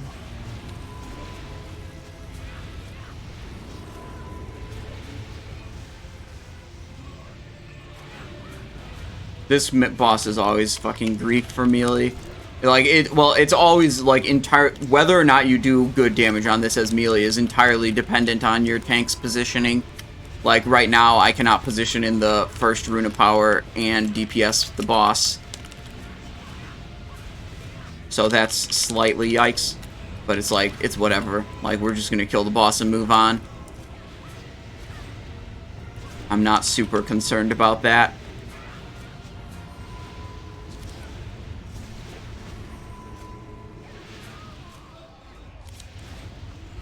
Oh, we're getting parries from this position. But we have plus 50% damage, so that's probably good.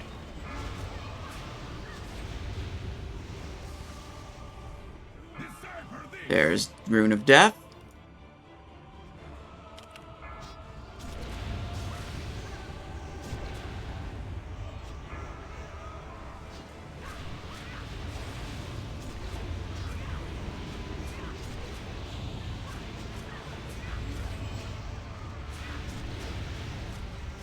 Okay, it is Steelbreaker time.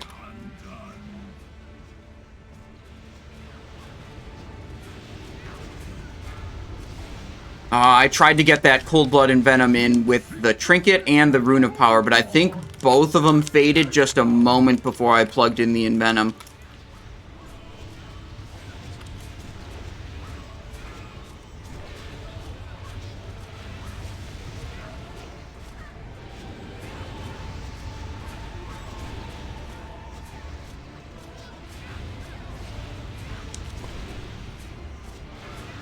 Still 30 seconds until tank death. It's just Omega Ease on 10-man. Okay, we didn't get Loop the Agile. We got Masticator. We do not need Masticator. We literally already have it. Right there. Already berserked up. El Marty, what is up? How's it going?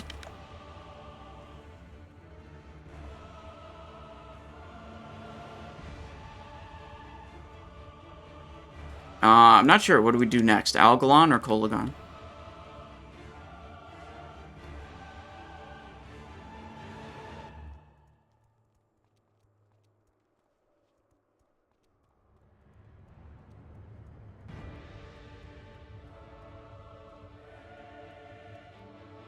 Do I need to loot it off the boss or what? If not, it's not a big deal.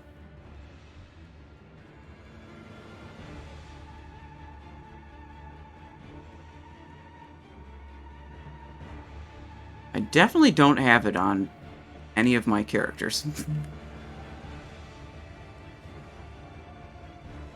Well, I'll try to loot it. If not, we'll just move on.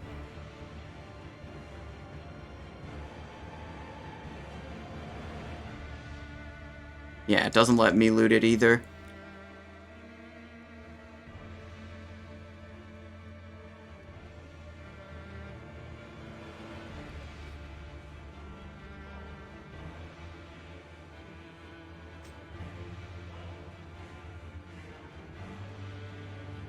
Works for me.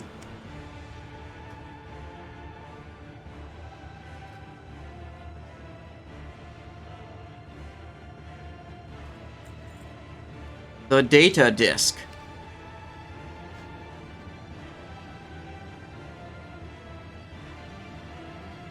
Oh, we got sprints for days to make this happen. How's Simon 4? Still level 15, still logged out in Westfall.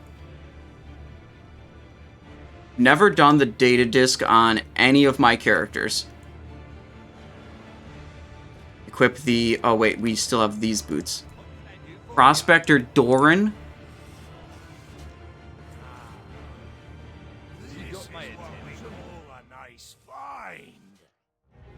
Entry denied. Access level insufficient. Okay, I'm pretty sure, yeah, I have the planetarium quest.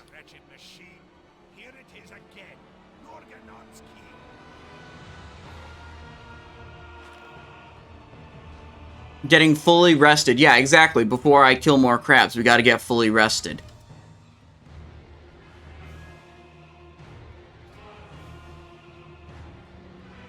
More boots for more speeds.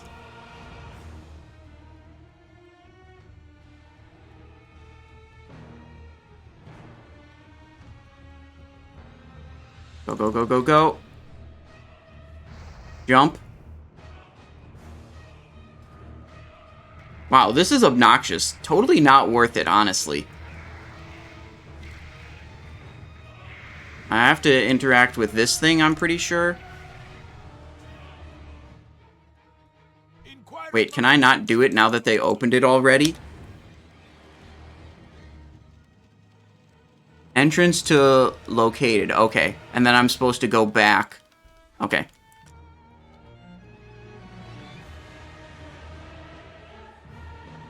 Yeah, we can kill Algalon first.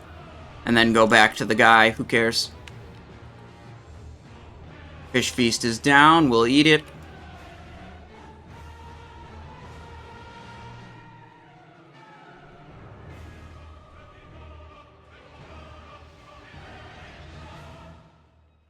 We did it, lads. We got here before Algalon's arrival. Maybe we can rig the systems to interfere with his analysis.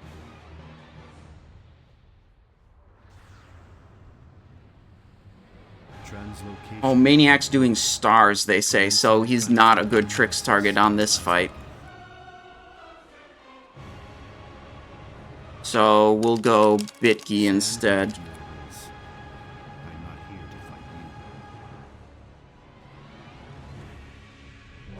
It is in the universe's best interest to re-originate this planet should my analysis find systemic corruption.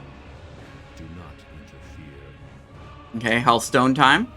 I'll head back to the Archivum and see if I can charm his signal. Can we kill Algalon without a Shadow Priest? Yes, you can. 5, 4, 3, 2, 1. Your actions are illogical. All possible results for this encounter. Combat starts in 20 seconds. We've got everything we need. Regardless of outcome. Trix Voslin. Okay. Hang on, it's too late for me to start the prediction. 5, 4. I gotta focus, do the boss properly.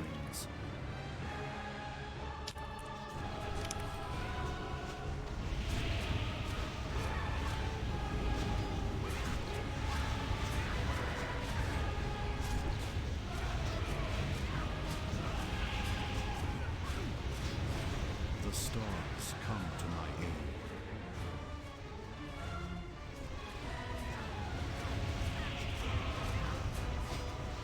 Watch your step. Right leg.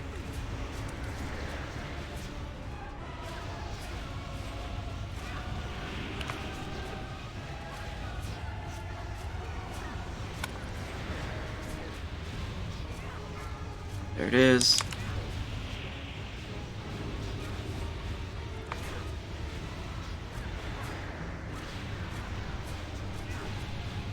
Watch your step. Left leg. Boss is moving. Moving back. Left leg, tight stack.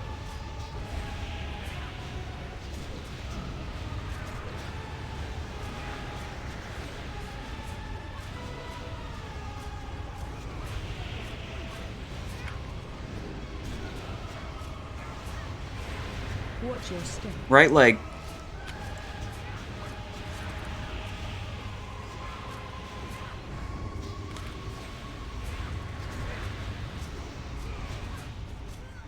Find Witness the shelter. fury of the cosmos. Melees will start on left leg.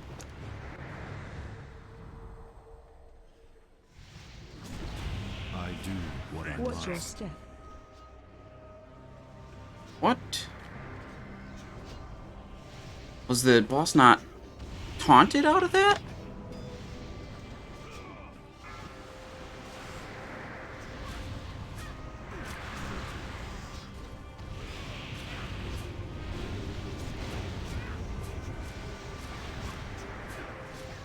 Watch your step. Right leg?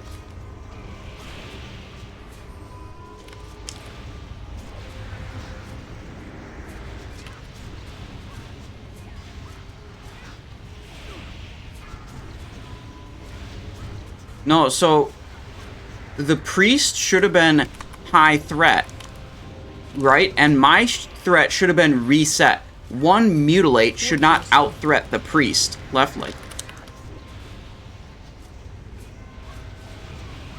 So the Shadow Priest stays out, and their threat doesn't get wiped. So when I come out of a black hole, I should be able to just blast immediately.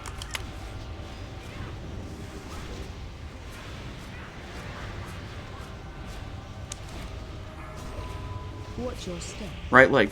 Find Witness the shelter. fury of the cosmos.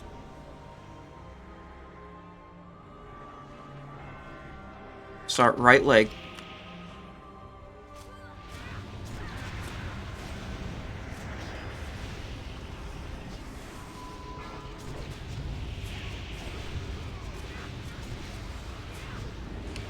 That was scary. Behold the tools Watch of your step. creation. Left leg.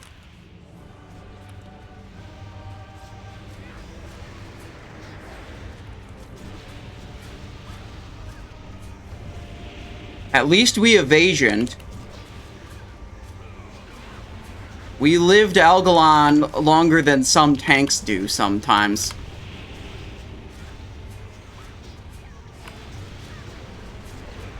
Watch your step. Right leg.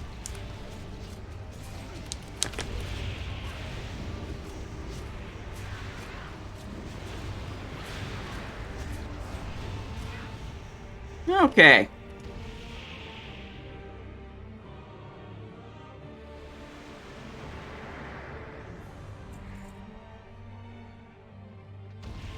Gloves of Endless Dark, Starlight Treads, Reply Code Alpha, Strength of the Heavens. We already have all of those. Yeah, I'll speed back to Iron Council, try to get those turned in. Worlds bathed in the Maker's flame. Roger that. Their denizens faded without so much as The Divvy with a Prime? 14 months of support. Thank you so much. I appreciate that. Welcome. Welcome back. yet all throughout. My How did you get Yeah, I don't know. Well, I'll have to look at the VOD and see what's happening.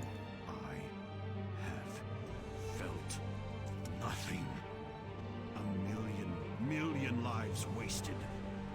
Had they all held within them your Literally already have all of the Algalon loot. as you do, Dived into a black hole on accident after Big Bang? That Could be. expresses free will that allows you to persevere. That could be. against all cosmically calculated odds. You prevail where the Titan's own perfect creations have failed. Yeah, I don't know why. Yeah, I'll have to look at the VOD more carefully to see exactly what's going on. Complete quest. Okay, Freya's Sigil quest. Hodir Sigil quest. Thorim Sigil quest. Mimiron Signal quest. Okay, there we go.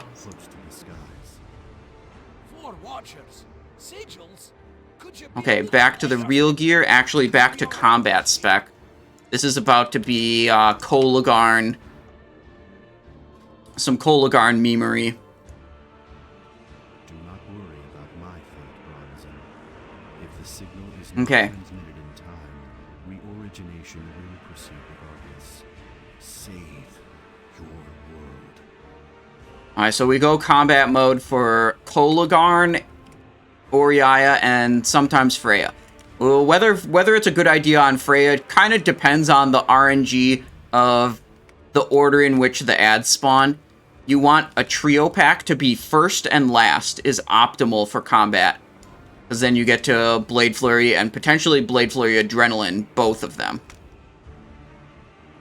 But if they're too close together in the like spawn order, then you don't get to hit both of them.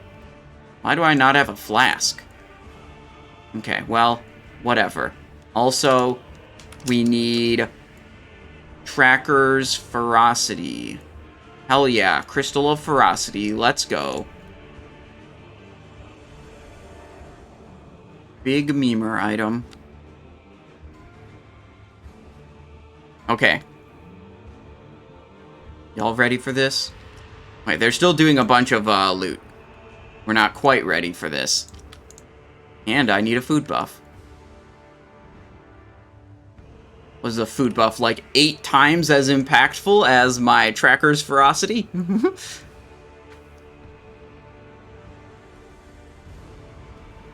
gonna re-up my other poison just... Oh, wait, I'm actually low on deadly poisons. This isn't gonna take another 2 hours, so what... should I? We're gonna hold off on the deadly poisons. We're not going to refresh it. I kind of wanted to refresh it so, like, all my hour buffs were, like, in sync, but unlucky.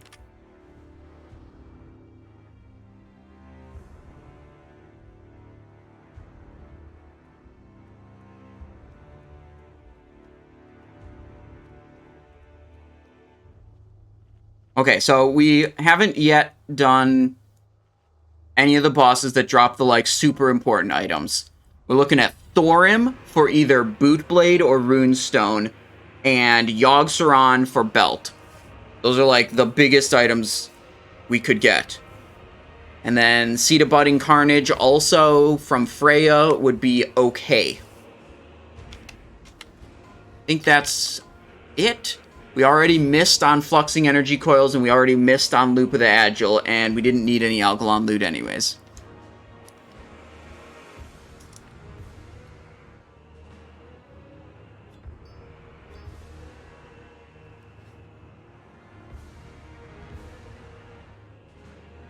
Are you still using a trash spec in Phase 2? No.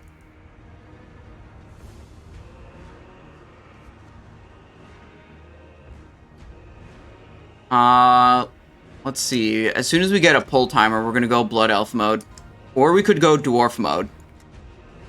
Which one do you think is better? Orb of the Sindor Eye for Blood Elf mode, or Iron Boot Flask for Dwarf mode? I have Drape of Icy Intent already, so we don't need the Vezax cloak. How long until you can non-stop bother me about Phase 3 best in slot?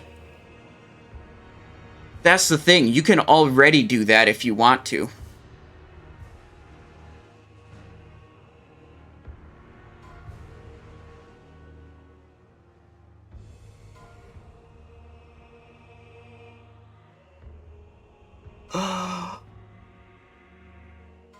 Oh, you mean bother me and actually get a response that is one that you like. Yeah, it's already in the spreadsheet. You can look at the work in progress best in slot lists in the spreadsheet.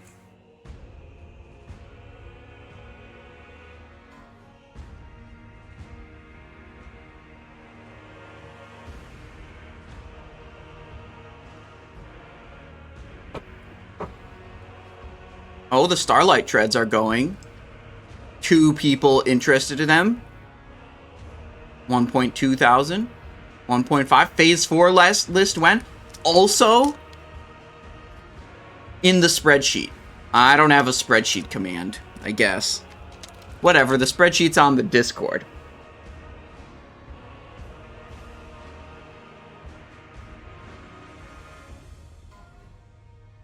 $2,000 gold for Algalon boot.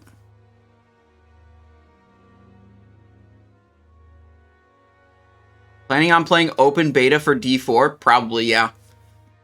I think that game looks pretty hype. We got 2 beta weekends. 17th, and then the next week also, 24th.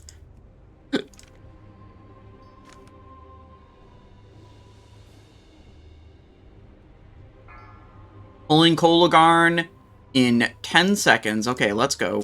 5, 4, 3, 2, 1. None shall pass.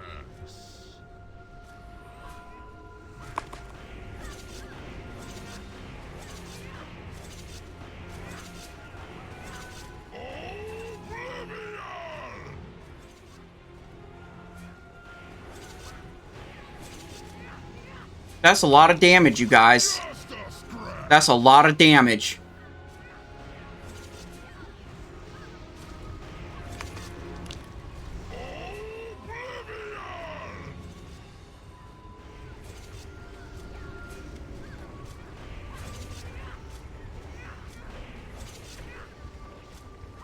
Just a scratch. Both arms dead. Tunnel boss. There we go. Easy game.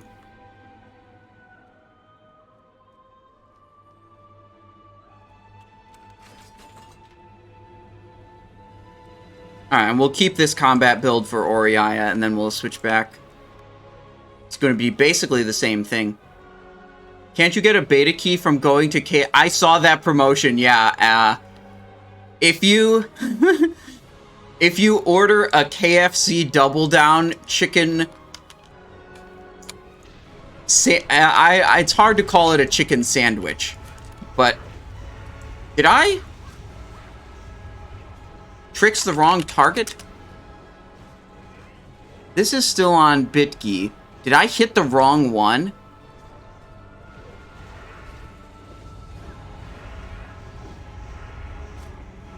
I might have hit the wrong one.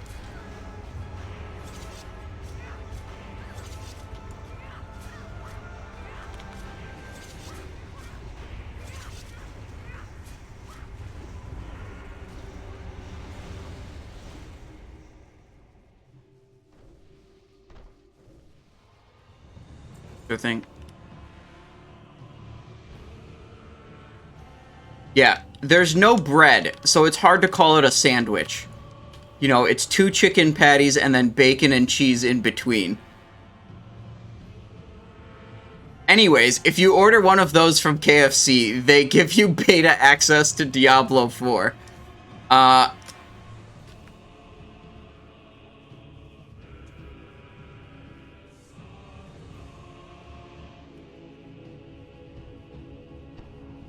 There's Distract.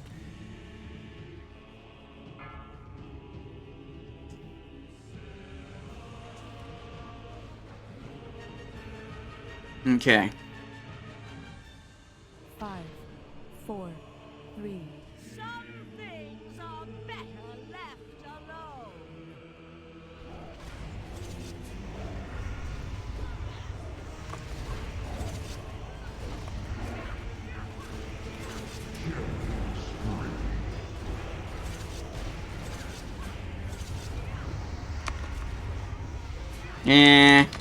I don't know how I feel about that one. That was not the greatest. Execution-wise, it kind of sucked.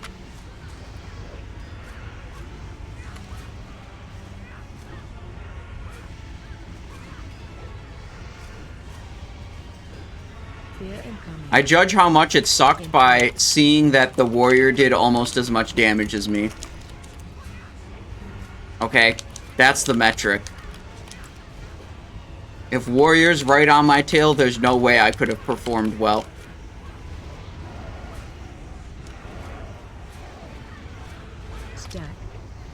Actually, this is like super optimized for warrior. 3-target cleave is almost as good as it gets for warriors. In terms of, like, their abilities are very good at dealing damage to, like, 3 to 4 enemies at once. Okay, now we go back to Assassination.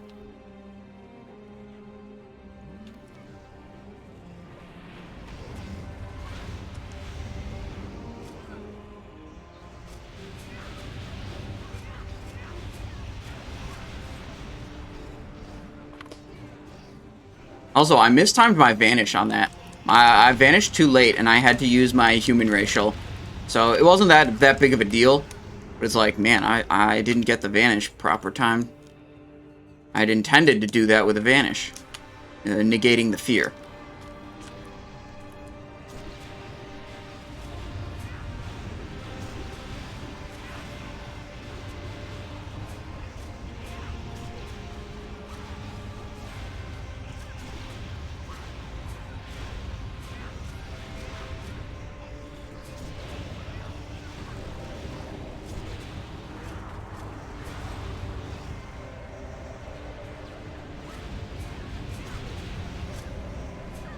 Alright, we'll see how much we can do on Hodir. As Assassination Rogue, we do like 55 to 60% of our damage is magical damage, so we do benefit pretty substantially from the singed, like, magical damage debuff. And benefit greatly from haste as well. Actually quite good on this fight. But everyone's always going to prioritize Stormclouds to casters, because they believe casters are the only relevant class on this fight. But we're just going to keep beating casters while being an Assassination Rogue. Just live my own life, you know?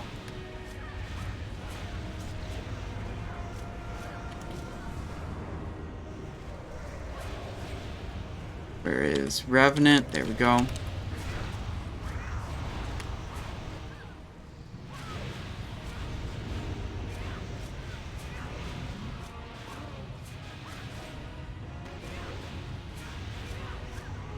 Here we go.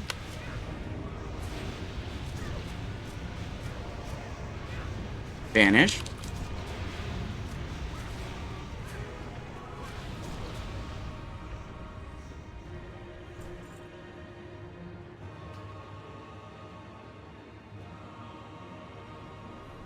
Those guys are spawned, but we're not aggroing them.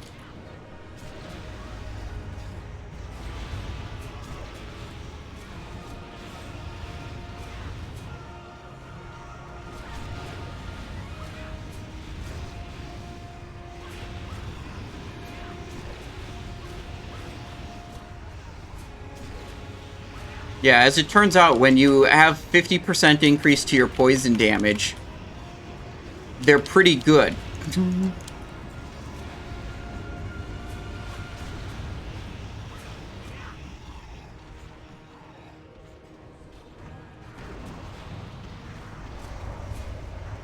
little bit of feint. Blast that dude, and let's see, we got 3 more trash mobs here. Then I think we're clear to Hodir after these guys.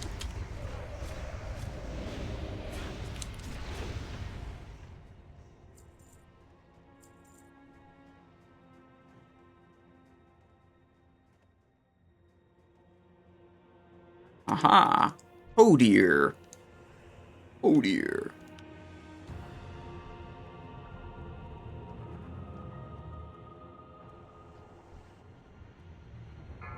Pull in 20 seconds. Okay, let's go. Not messing around here.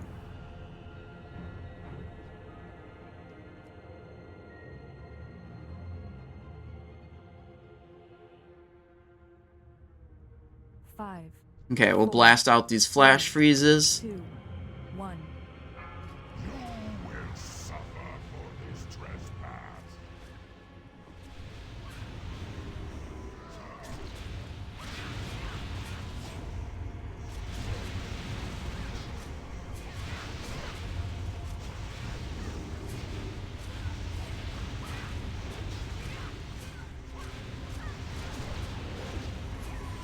It's like they are not interested in moving him towards a moonbeam. Such is life. We have a storm cloud.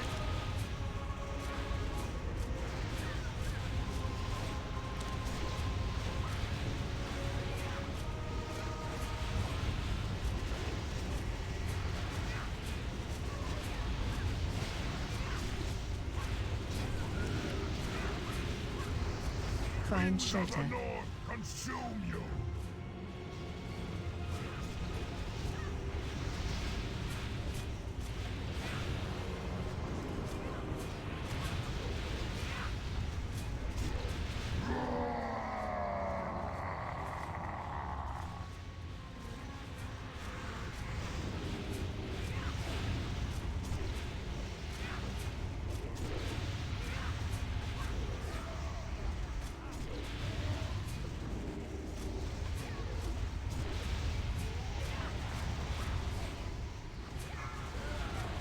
Ooh, immobilized.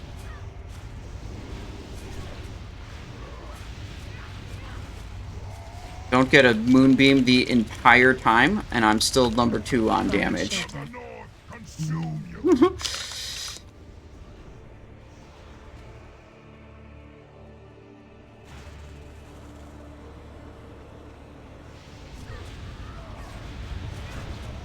Damn, imagine if the boss ever got moved to a moonbeam for melee.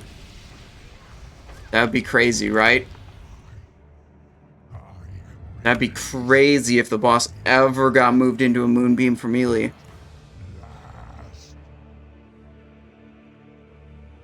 Where, I don't know, the top 2 of the 3 damage dealers could benefit. Damn, I thought warlocks were good on a Hodir. Yeah, I thought that too. What? Oh yeah, I forgot about that.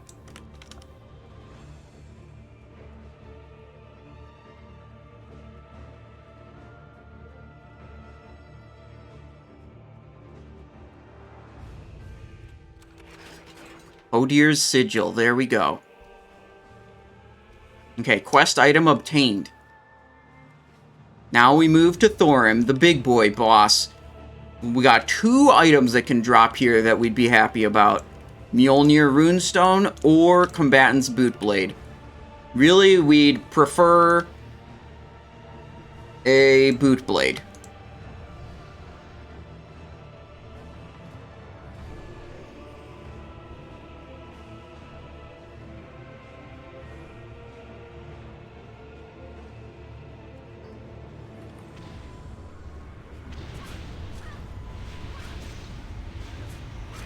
Okay, here we go. A little bit of trash damage here. Switch targets so we can kill them fairly evenly. Oh, they're running away now. Oh yeah, the orb thing. They have to run away.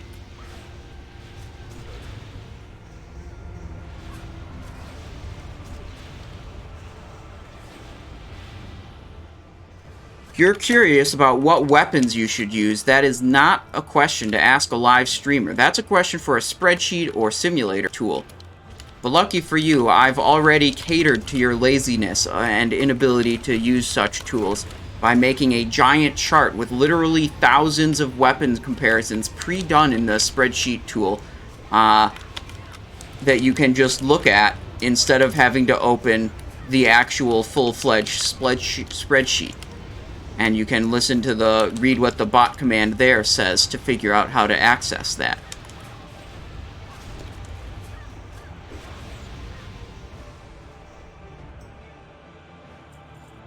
Simon, are you close to running out of space for your hats? We're near capacity, but not quite.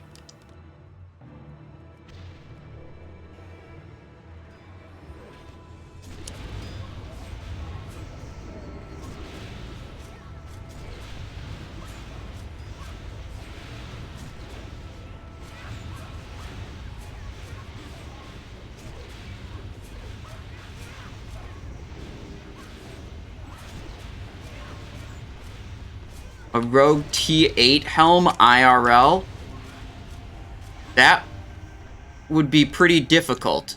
I don't imagine that's something I could buy.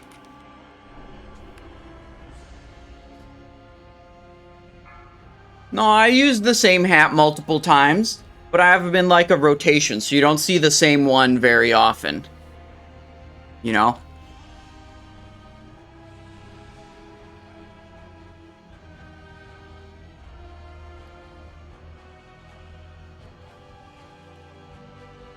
You collect hats in-game. No, only in real life.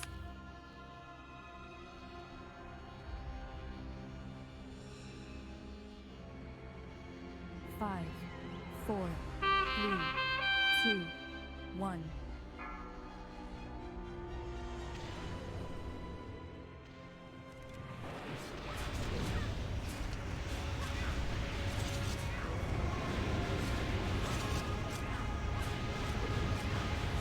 This is not actually enough enemies for me to want to be doing fan. Enemy count got reduced pretty quickly. You plan a schedule for the hat rotation every month? No. I just look at my rack of hats and I'm like, I haven't worn this one in a while, so I'll wear it today. That's it.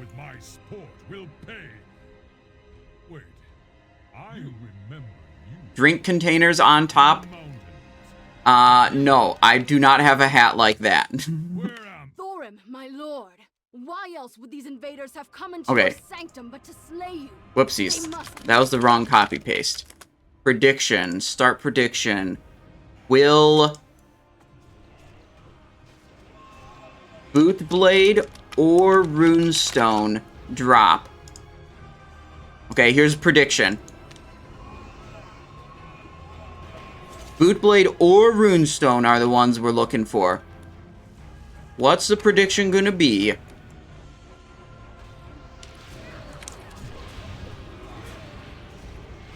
Okay. We have a death in the arena? That's weird. Oh! A double death. They rezzed with the, I believe their Ankh, and then immediately got blasted by the hammer and died again.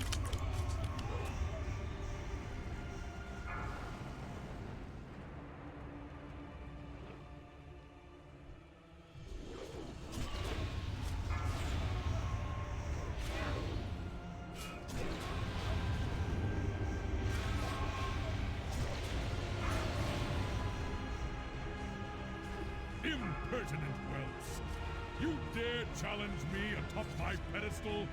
I will crush you myself! Impossible. Lord Thor, I will bring your foes a frigid death.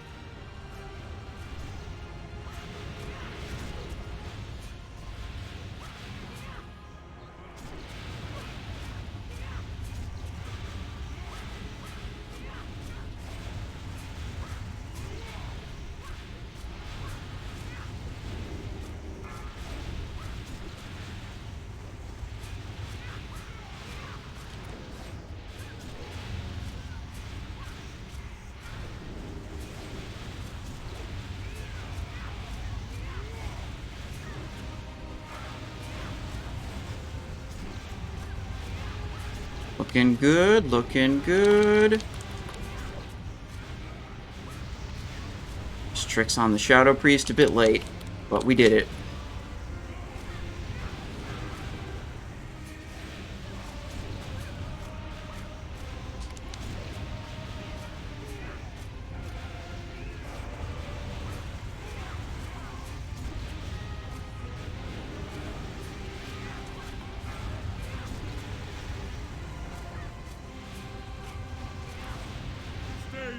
Okay, boss is dead. Marty says, "Hi Simon, someone said that tailoring will outshine jewel crashing later in the phases. Is that true?" Okay, what we're gonna have to do is gonna have to go to the YouTube channel and go to the profession guide. Simonize profession. Pendant of the Shallow Grave. Fuck. Basic ass questions like what profession is good. are questions that are already answered with available resources that you can actually access yourself. You can read about this on the Discord, or you can go to this YouTube video. And you know what this YouTube video will tell you? It will tell you that if you give a shit about the difference of in the different professions, you're actually dumb, because the difference in the different professions is minuscule and doesn't really matter. That's the TLDR.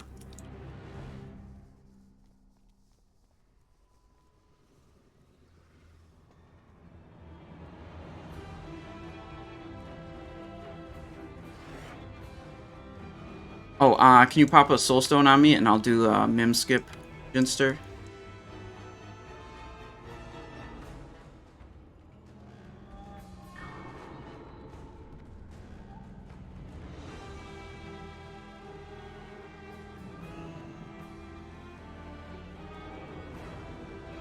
Okay, distract.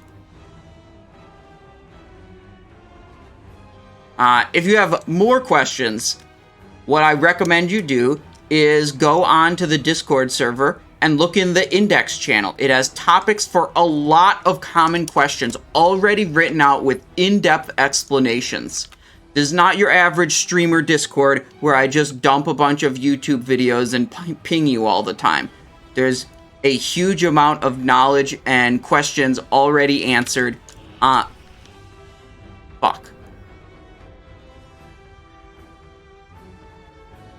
Okay, we're gonna have to do it a little bit differently this time.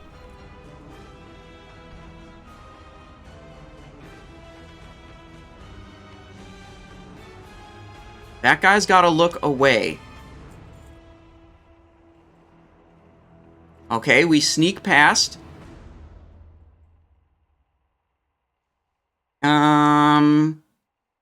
I was too close to the guy behind me, so when I unstealthed, I immediately got put in combat. That was the problem. Now, I'm pretty sure we need Vanish here.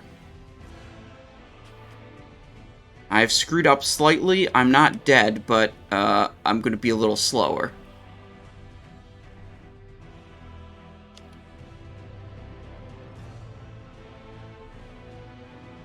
We could utilize the Soul Stone.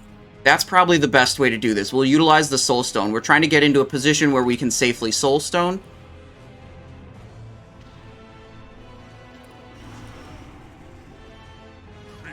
Yep. Yeah, we're good here.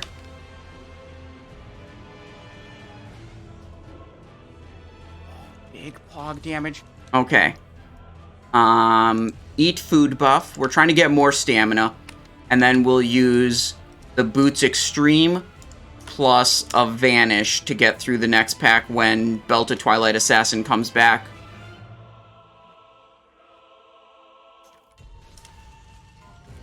Let's see. We got food buff, Forgotten Kings, Drums of the Wild. We're just doing these because they give us more stamina mostly. Delta JP3 with a Prime sub for 5 months. Thank you very much. Thank you, thank you, thank you. I appreciate your support. Welcome back.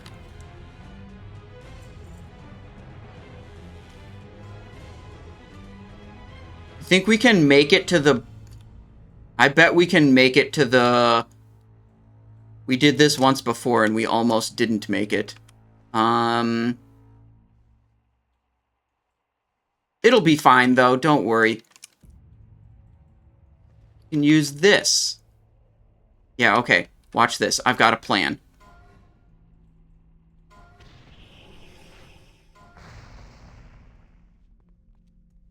I think I just went past those guys so fast that they didn't... What the... Where... I'm in the wrong... okay, yeah, there we go. That they didn't even... Even the stealth detection ones didn't even aggro me because I moved in and out of their stealth detection range so fast. Okay, I'm on the tram, so you can summon me whenever, and then I'll be able to accept the summon right when I aggro Mimiron.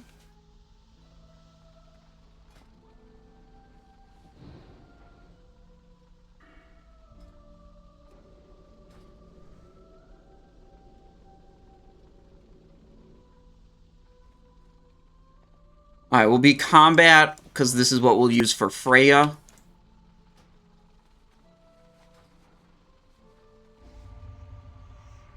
What boots did you use? I used Nitro boosts, and then I used Goblin or Rocket Boots Extreme. These are from Burning Crusade.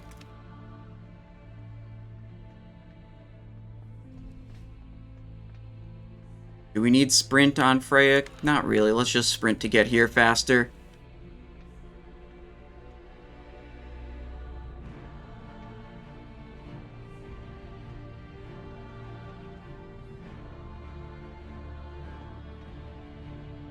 There we go.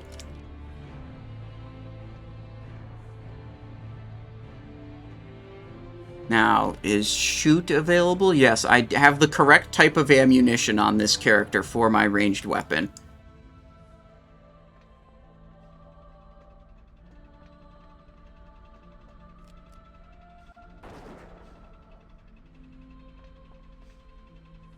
We haven't much time, friends. You're going to help me test out Okay, Mimiron's engaged. creation.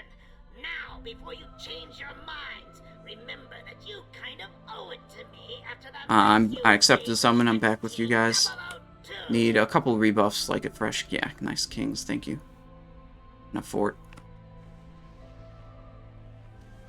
That's why we do soul stones, because sometimes I make mistakes.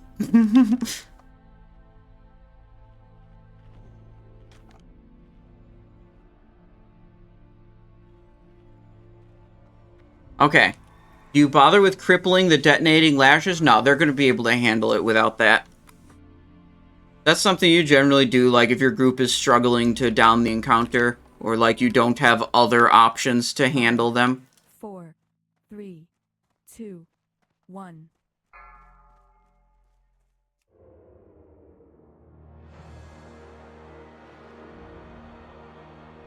Busy.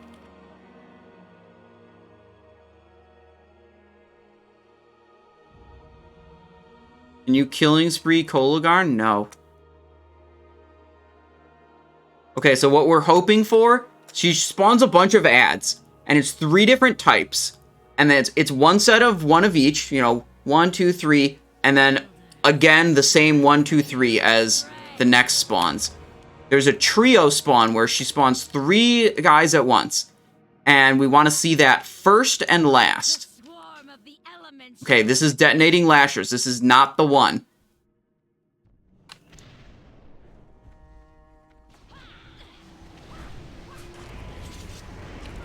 Beware.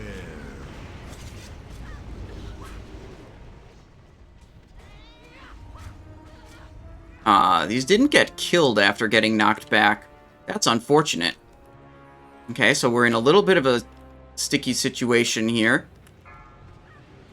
Okay, not that big of a deal, though. Okay, we're fine, we're fine. Now we're building up some combo points. So that we can do this and then this. Okay, we've got a very bad spawn order. We can't attack because this isn't being moved to a mushroom. Okay, there we go. Put a little rupture up. Okay, so this is what happens when you go combat and you low roll. This is literally the worst spawn order we could get. We are probably only getting 1 Blade Flurry here. Because the trio spawn is the 3rd spawn here.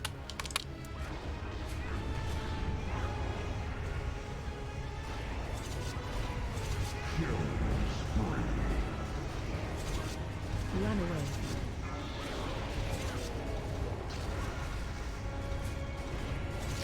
So that was very good, and we would like to be able to do that twice. However, chances are good Blade Flurry will not be available for the next spawn of 3 mobs at once. Okay, we've got our 5 combo points. We don't want to trigger our internals again until this guy shows up.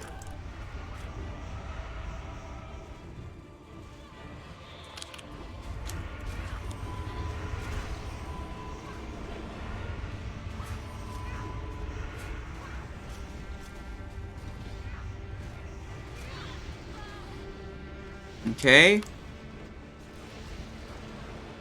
swarm of the elements shall overtake you.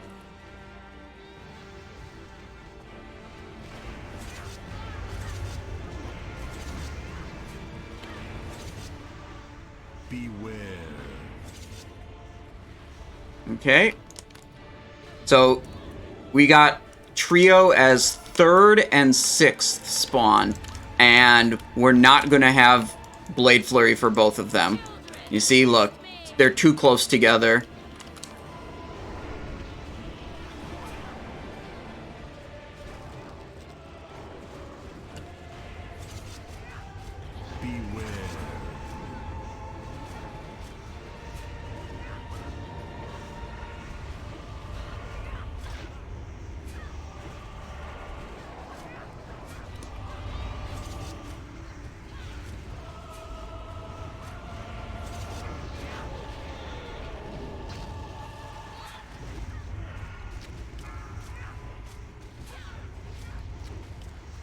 Okay, now it's boss time. All the ad waves are defeated. But you see how that's like really RNG, whether you get insane use of your cooldowns or totally shit use of your cooldowns. Like, it just depends on the order they spawn.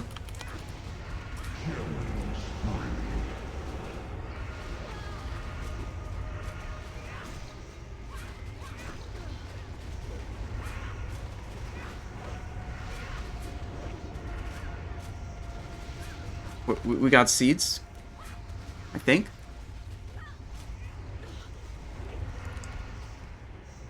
Sometimes I don't know if it's like plant textures I'm running into or seed spawns. His hold on me dissipates. Okay, we could get a Seed of Budding Carnage here. The necklace would be nice. And no, we miss on that also. Dude, I swear to God, if this week is a strikeout for both of my Assassination rogues, I'm actually going to be upset. We've already completely struck out in 10-man and 25-man on my main. And we're on our way to striking out on this character also.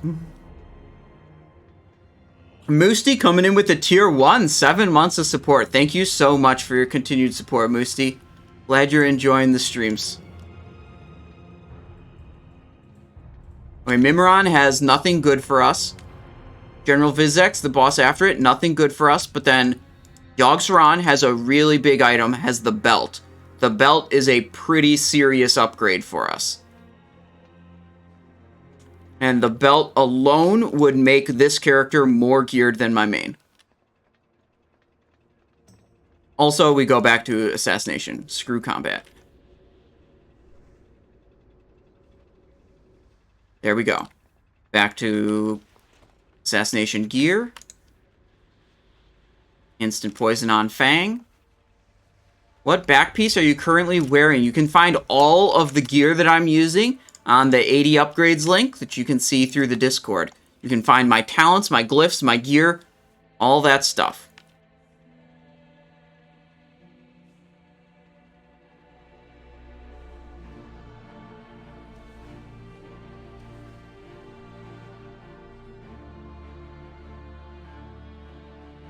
Alright, I don't know what's going on. What are we... Oh, we're waiting for one more to get here. Oh, I've definitely didn't loot the sigil off of Thorim or Freya. We only have Hodir sigil. I'm pretty sure they stay up for quite a long time. Someone will have to remind me after... Oh, shoot, wait. We gotta BRB. We gotta break time. Okay, I'm gonna be right back. I'm gonna use the restroom real quick. So I'll be right back, you guys. And I'll give you 1 minute of advertising entertainment while I'm gone. Okay, be right back.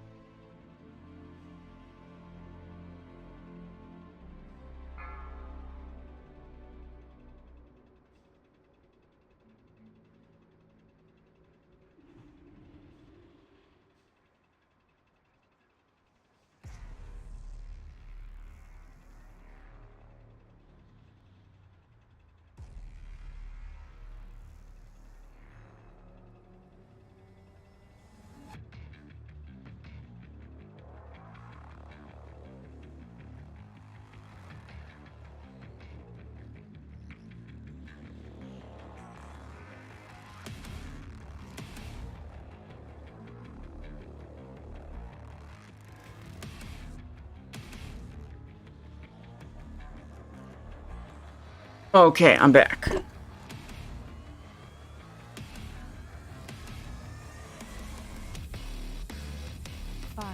Oh shit, the Doom music started playing. Own TV asks, is Forklift better than Killing Spree here because of Phase 4?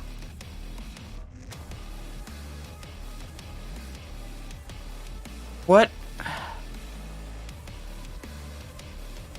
I'm using both of those glyphs. But what you should do is you should go onto the Discord and look at the glyph recommendation wizard that you can find in the index channel. And then that can help you decide on what glyphs you want.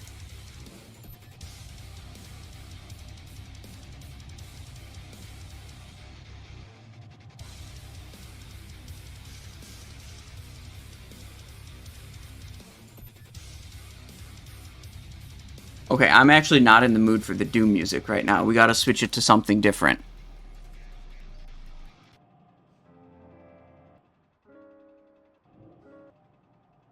There we go. Okay.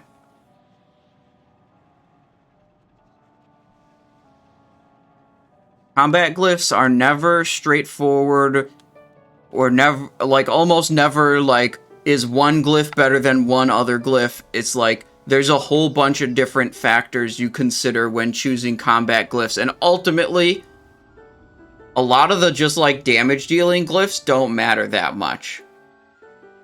Because they're like, not meaningfully different from each other. You're, like, Adrenaline, Sinister Strike, Slice and Dice, Rupture glyphs, like, all those glyphs, like, it doesn't matter which one of them you pick, usually, because they're not meaningfully different from each other in how much they increase your damage output. What you actually care about are, like, the utility glyphs of, like, do you need to use Expose Armor? Yes. Okay. Do you need to reduce damage with Feint? Well, actually, you probably just use Feint almost all the time anyways, because it's one of the better pure damage glyphs.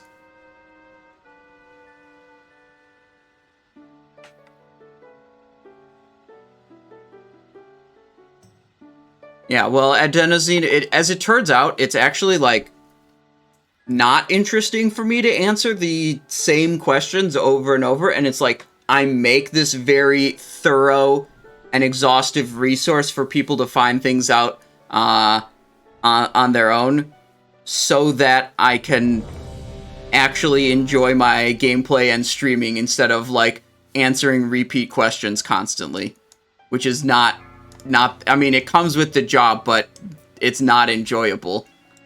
5, 4, 3, 2, 1. Self-destruct sequence initiated. This Now area why will would you go self-destruct and do in something 10 like minutes. that? Didn't you see the sign that said do not push this button? How will we finish testing with the self-destruct mechanism active?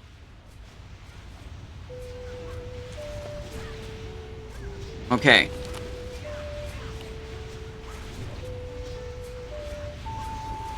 But it's like, you always get new people to the stream that don't know the Discord exists, that don't know, you know, that. So that's why I'm always just point them to the Discord. You know? Make them aware of the great resource that I've created. Run out.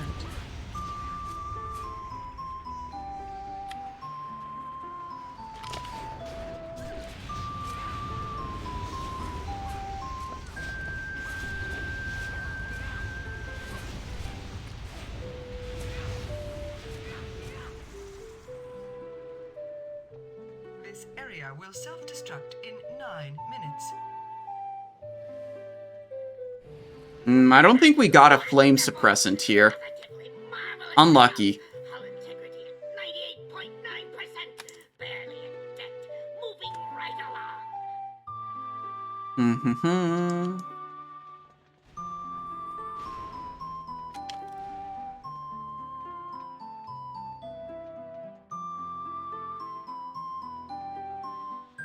Oh, flame capped.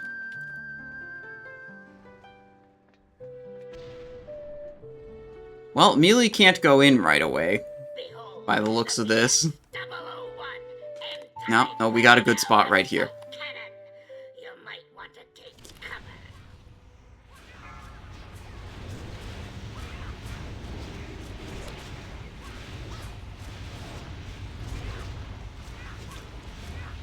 Neely's gonna have to move.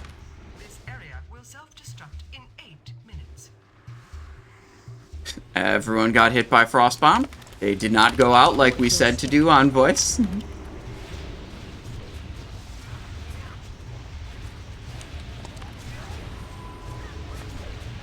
Watch your step. Keep moving.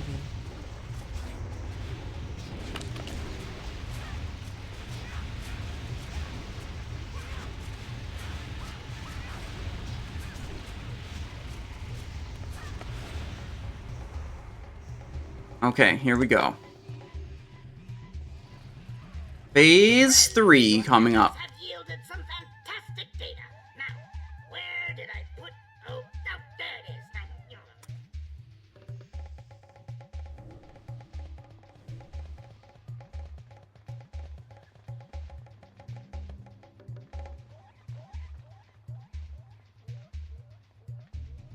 This area will self-destruct. Wow, we have a whole lot of room. I call it the magnificent aerial command unit.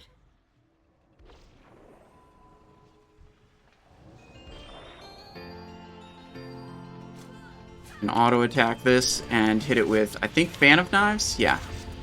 Oh, Bomb Bot. I don't want to get exploded by that, though.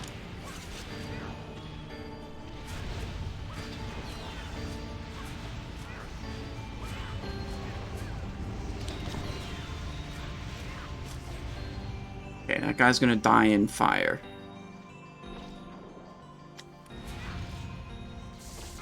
Got it? Tell me when.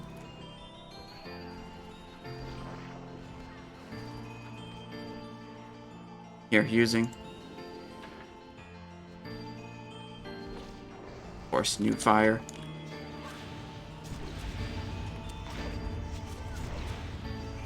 This area will self-destruct in 6 minutes.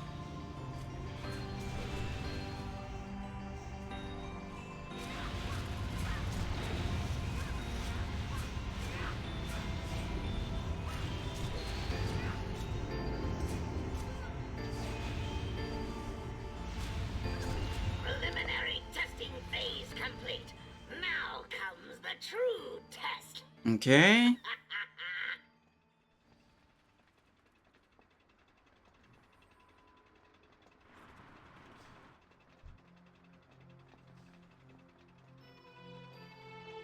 Gaze upon its magnificence. Bask in its glorious Okay, phase 4. present you with Harry. Cringe. Good Frostbomb location. This area will self-destruct in 5 minutes. Okay. Watch your step.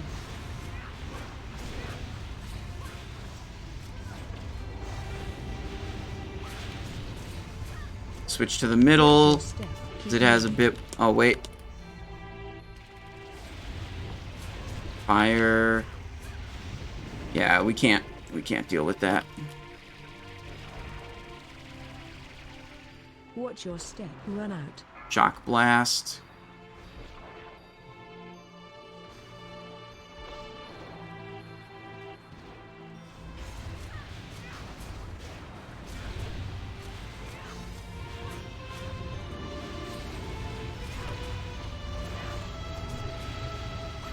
Watch your step.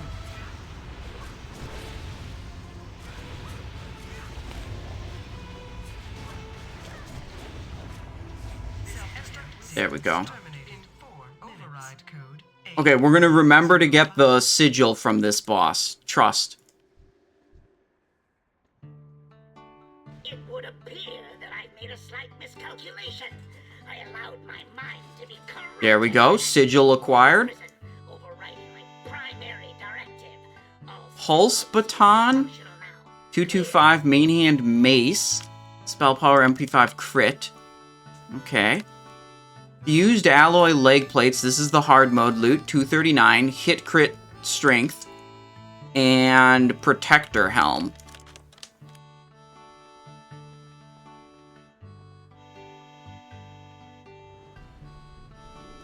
Shattered walkway. Thanks for that crystal guide this week, by the way. Made an easy 3k gold selling them the first... That's what tends to happen with my videos. I put out a video about some fucking item and it immediately skyrockets in price. That's pretty funny to me. Okay, we can go combat for the trash section. Because we aren't moving very fast. We have time to spec swap like complete degenerates.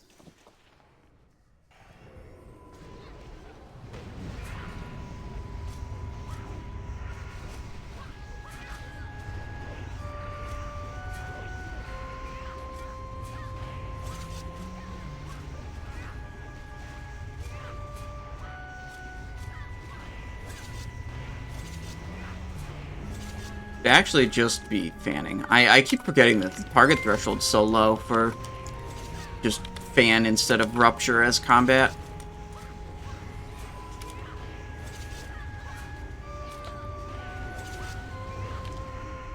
There we go. Okay, this is where we're gonna pump, okay? It's gonna be good. Gonna be good, trust.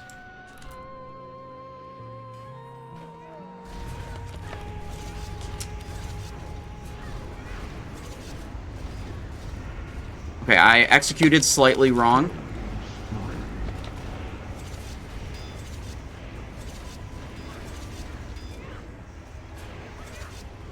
I didn't put my slice and dice up as early as I should have. That was my error. Okay, Pillar of Fortitude, the Stamina Staff. Kinda weird. God, no one wants this staff.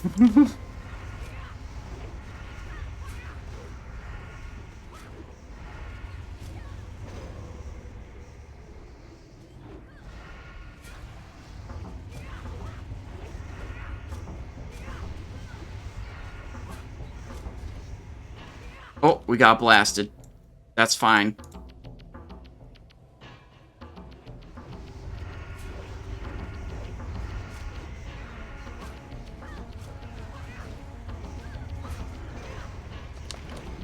Okay. Mob's dead. Next Crash Wave.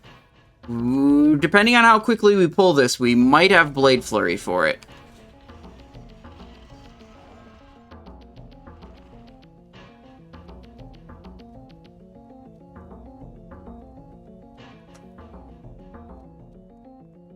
Okay. Next prediction. Will Cinch drop? That is the one from Yogg-Saron. That's the last good item in this whole instance for us, okay? That's what we're looking for. I don't know if So What Up even has it. Let me see. He does not have it. He might bid against me for it. I don't know how good it is compared to that. Bitgi, I'm pretty sure the crafted belt is BIS. The belt, yeah, Belt of Dragons is BIS for Enhance. So I don't think they'd compete with me for it. Toxicity, maybe. I don't know if it's BIS for them or not. He's got Girdle of Embers, Strength, Stamina, Cobalt Bomb attachment. Okay. Okay, we're just idling here for a moment. Great. My cooldowns appreciate that.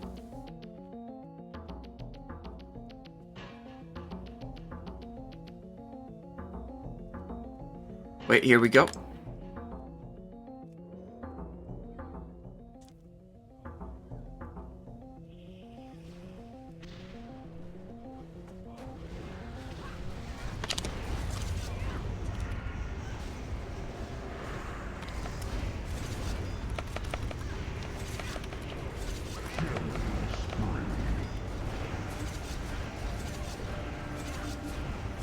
We're not totally lined up there. The adrenaline was still a little bit on cooldown.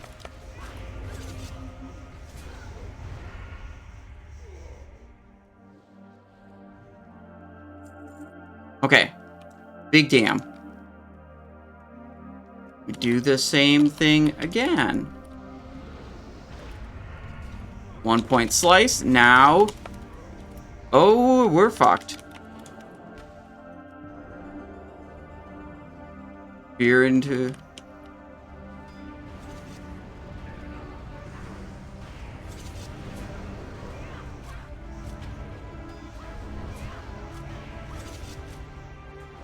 Five-second cooldown.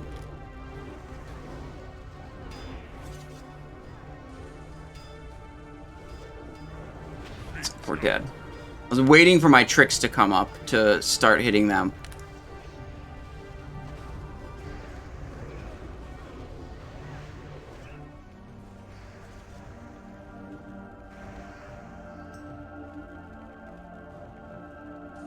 Yeah, I didn't have human racial to dispel. Unlucky, guys. Veered into other pack.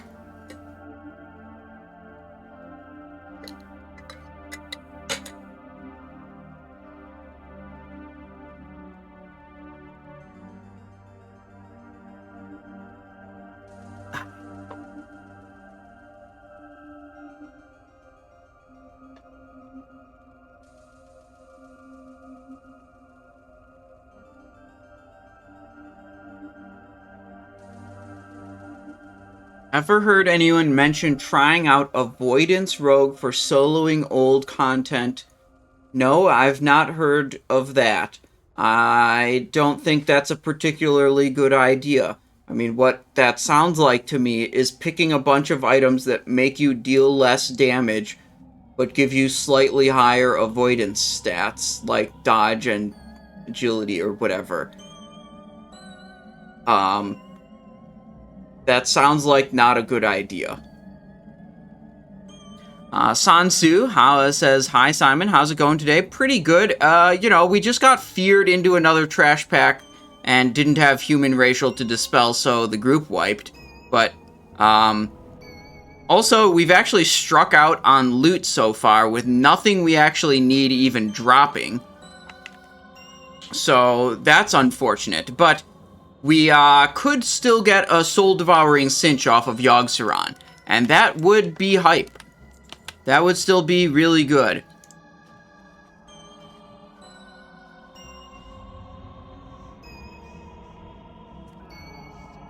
Okay.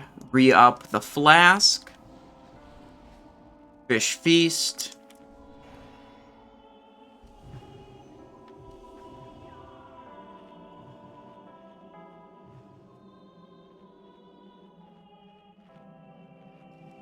How many dispels do we have? 1, 2, 3. We have 4 dispels potential.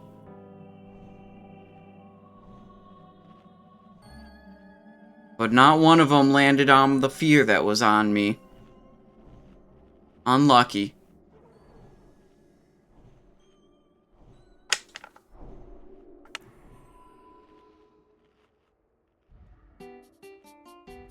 Do. We could do Decapitator on General Vezax.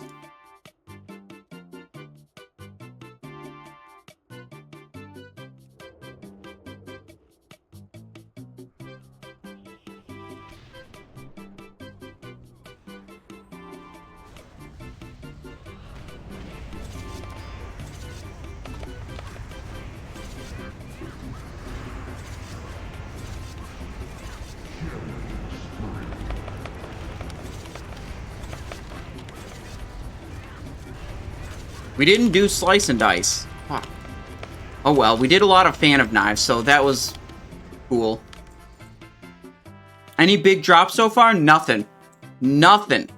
We struck out in 25-man and 10-man on my main, and so far we've struck out in 10-man on this alt.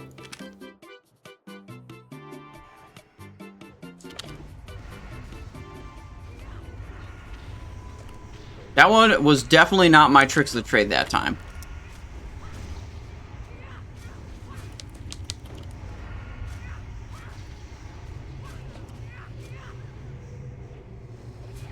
Evasion.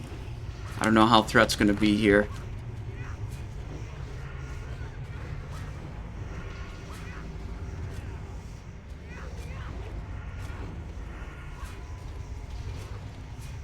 Yeah, Finurlin, I don't know exactly how it works, but avoidance gets diminishing returns in Wrath of the Lich King. Like, the higher avoidance you get,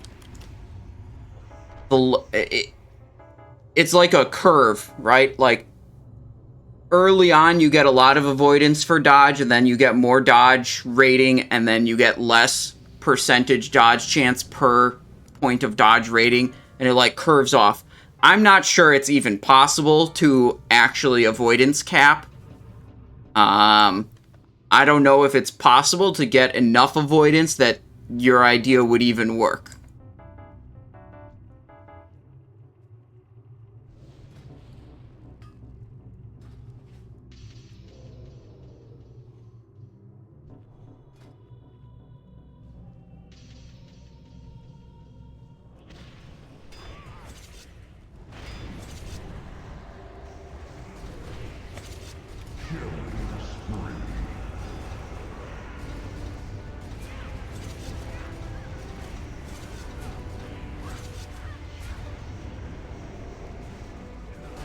I banished the threat off, but most of that threat was apparently Blade Flurry, which, for whatever stupid reason, Blade Flurry threat doesn't get removed when you vanish.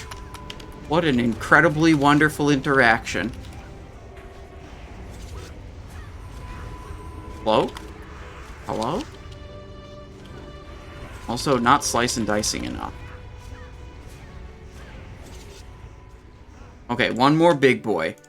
We can go Assassination here, though. Spec activated, gear swapped. We're looking good. Okay.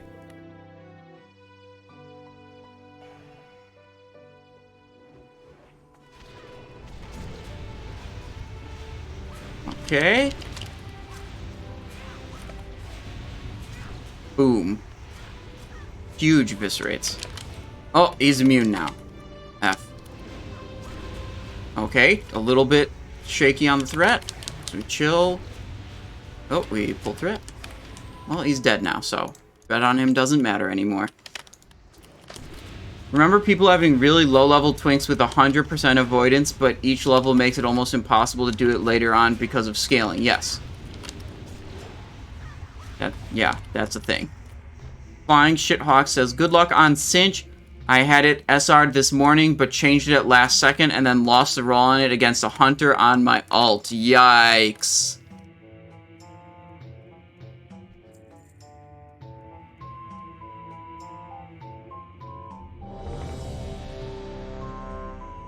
Oh, yeah, we gotta equip Decapitator. We can do Decapitator gaming on this boss. Fang of Oblivion, Endless Rage, well fed. We need our Crystal of Ferocity, of course. 10 attack power. Matters.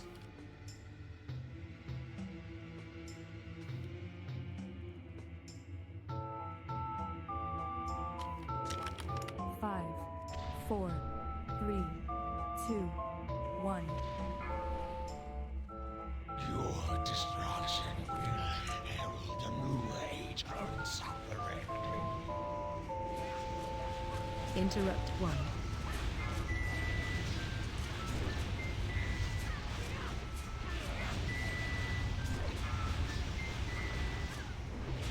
Okay, we're good. 2.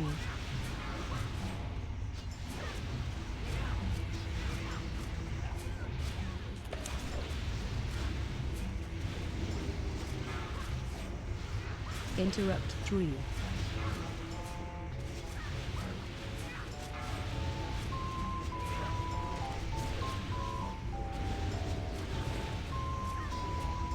Misdirecting a bunch of threat with Tricks of the Trade. Gotta keep using it. Do a Vanish for another Overkill activation. We still have plenty of time till the Animus, so we'll have Vanish again when the Animus comes up.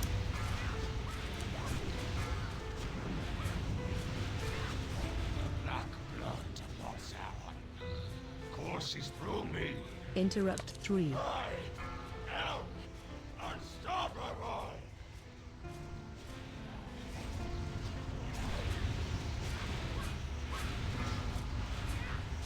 Interrupt 1.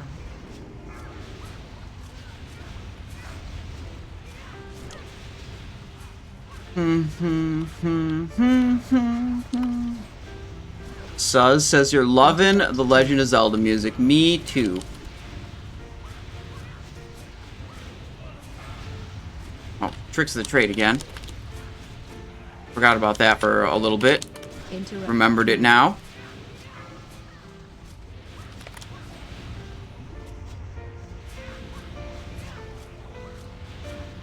Serenite Vapor, precariously close to melee.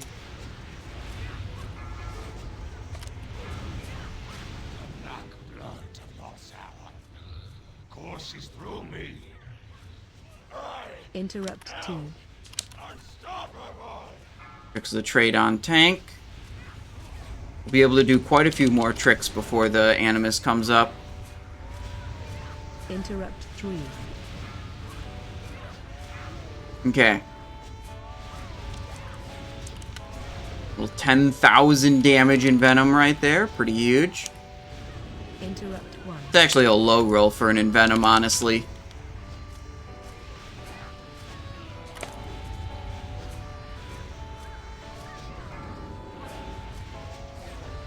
Interrupt 2.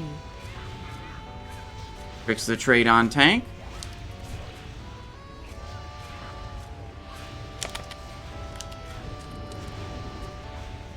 Refresh Hunger for blood. Everything's going smooth.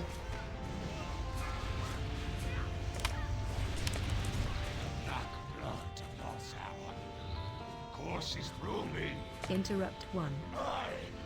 Boss seems to be healing a lot. Like, we're almost at Animus. He's at 10%. Interrupt 2. We'll have to check how much healing the boss received.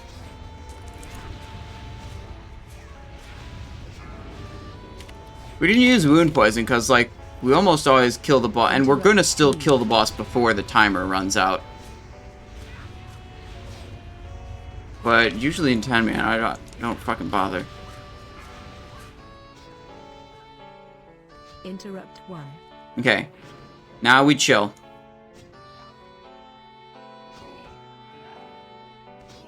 "12 seconds to Animus spawn. We're going to have both of our trinkets, but our tailoring cloak is not going to be up when the Animus comes out. The black blood of Yogg-Saron Begin. courses through me. Absolute hell. Unstoppable!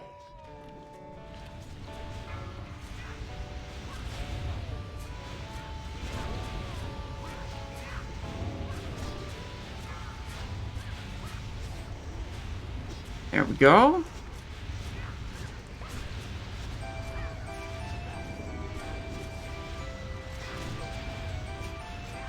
This just gets melted in 10-man mode. Takes way longer to kill it in 25. It's like health proportional to the number of players you have is way different.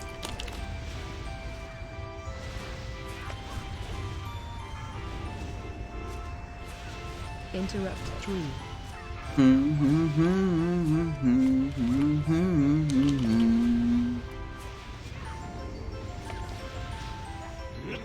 There we go. Pro leggings of profound darkness off of this boss. Okay, our belt comes from the next boss, Yogg-Saron.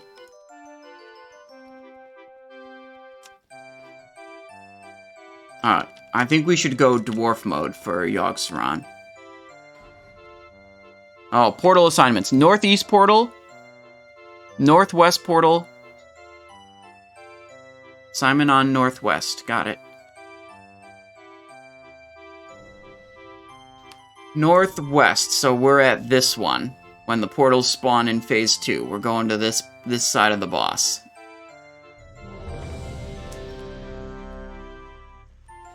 Let's see. Predictions still up, right? Yeah. Predictions are still up, and submissions are open. I don't know how many times... I don't know how much time is left on the window, but it's probably fine.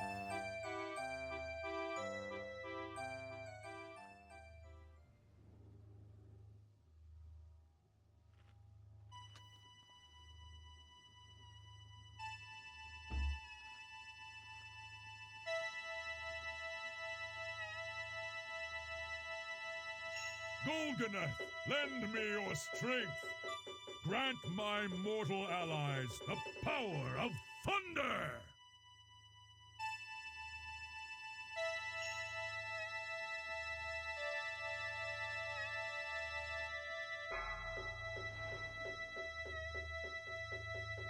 Okay, dwarf mode, let's go. Strike at the head of the beast will soon be upon us. Focus your anger and hatred on his minions. Easy, one light Yogg-Saron. Show them no mercy. Give no pause to your attacks. Let hatred and rage guide your blows.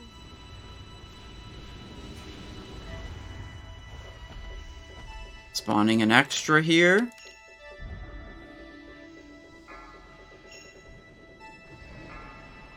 Bulk off debuff.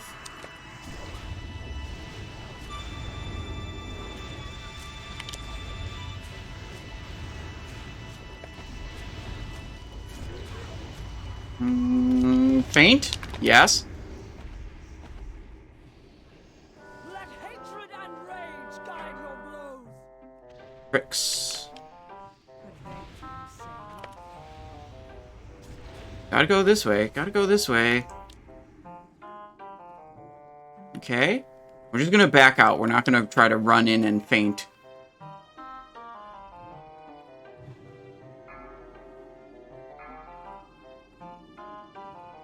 Yes, yes! Show them no mercy! Give no pause to your attacks! Let hatred and rage guide your blows!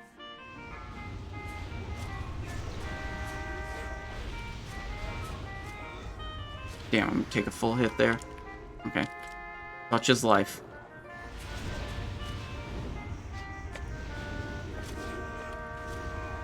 Okay.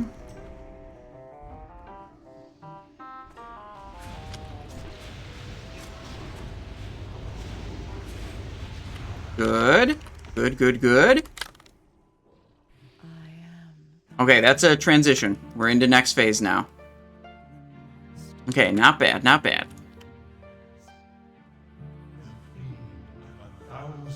Our portal is over here when it's time for portals. Right now, it's time for Constrictor Tentacle. Where is Corruptor Tentacle?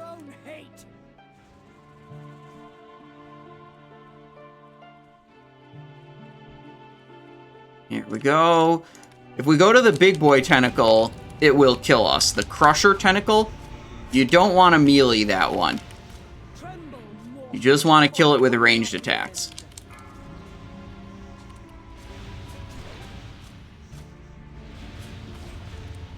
Another Constriction Tentacle.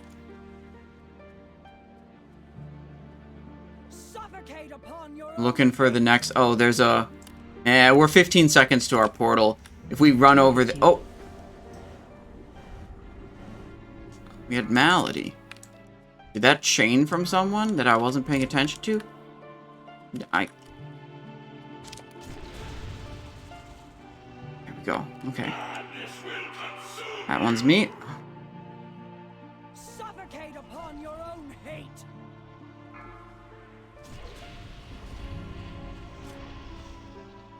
Tremble, mortals, before the coming of the end. Tricks. The clans are united under Black Hand in this assault. They will stand together until Stormwind has fallen. I got exposed on green. Dan is bringing up his warlocks by nightfall.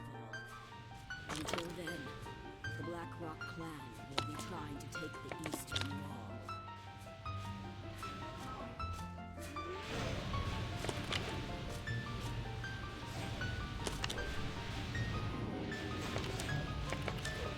There it is, one phase. And know that your end comes soon.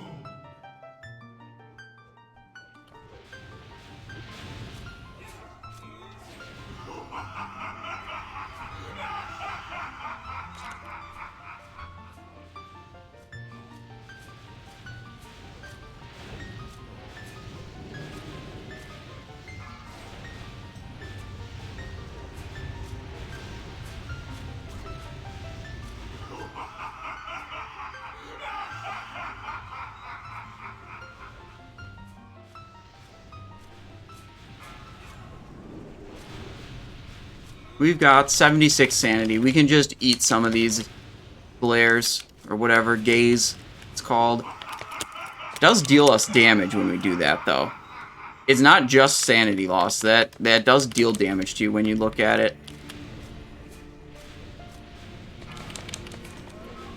Okay, come on. Soul Devouring Cinch. Prediction. Okay, the submissions are closed. There's no cheaty happening with, like, betting after you see the loot. The submissions are already closed. I timed it flawlessly. What's it gonna be? Caress of no! God damn it. 3 raids in a row with literally nothing for our characters. Shit. Well, we'll just have to try in 25-man tomorrow. I don't know if the DK even needs that item.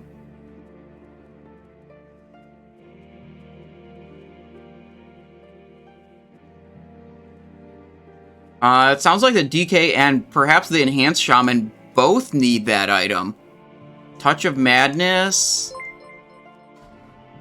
Caress Ceralis. Yeah, so I mean, it's better than Ceralis for him. I don't know by how much. Yeah, I just don't know if they already had it or not.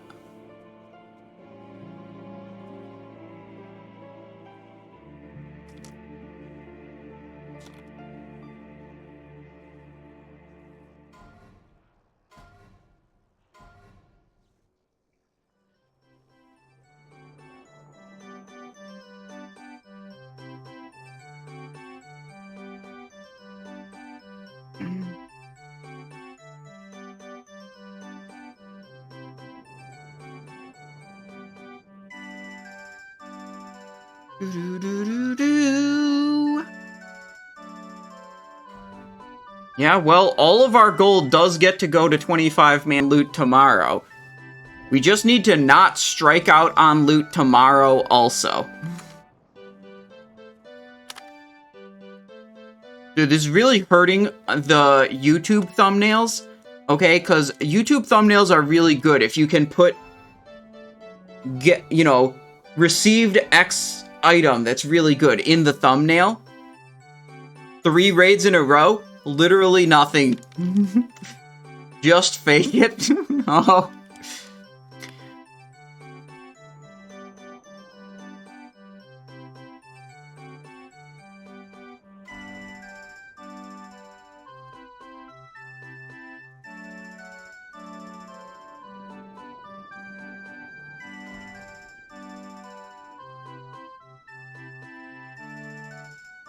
You wouldn't believe what I got from these 3 runs. Nothing. Oh boy. Okay, we actually might have another 10-man happening right after this with the guild.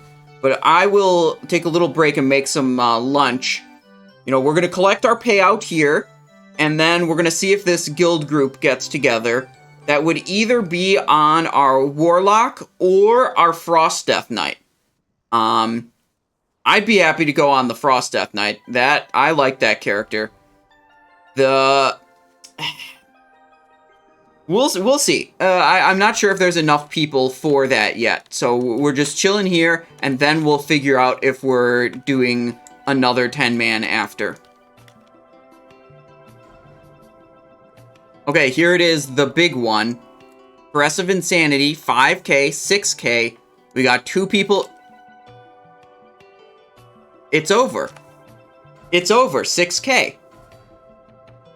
Holy fuck. I wish loot that was actually good for me dropped in this fucking raid. And I could get it on the cheap.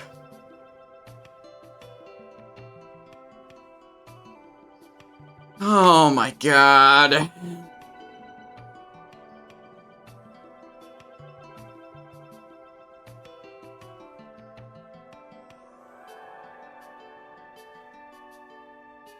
You doing more runs today? Yeah, I was just saying how we're gonna take, after we get our payout here, I'm gonna go make lunch, and then we're gonna see if a guild 10-man group is going to pop off, if we have enough interest for that or not.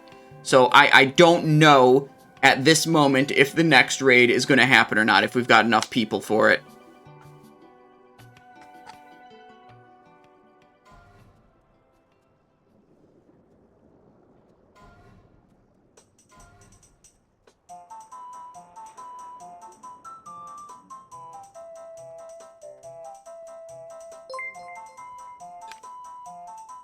Three runed orbs, 23 abyss crystals. 23 abyss crystals times...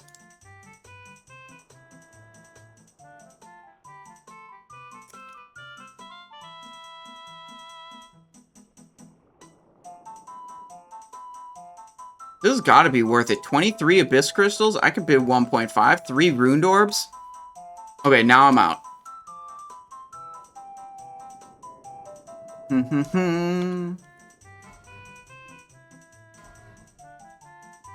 When it's really obvious, I'll bid on the bundles. But if it involves me selling a bunch of BOEs that may or may not sell and I might have to list multiple times, I'm just, like, not interested. Not interested in doing all that fucking work to make a margin of, what, like, 400 or 500 gold? Dude, mostly shit loot. What can you say?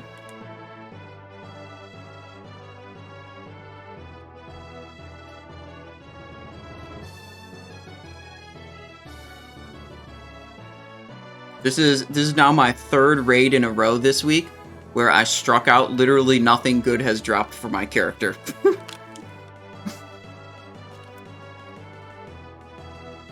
Yup. I got one more raid. I got 25 man tomorrow on this character.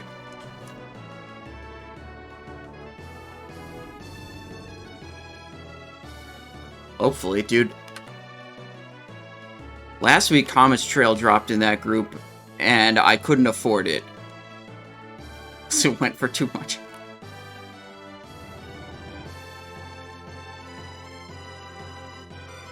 Yeah, you have to swim with the whales for a while, and then you get enough gold to actually afford something.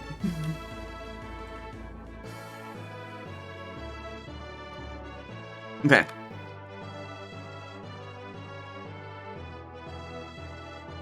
Okay, we are gonna go to this character, then I'm going to join the guild raid.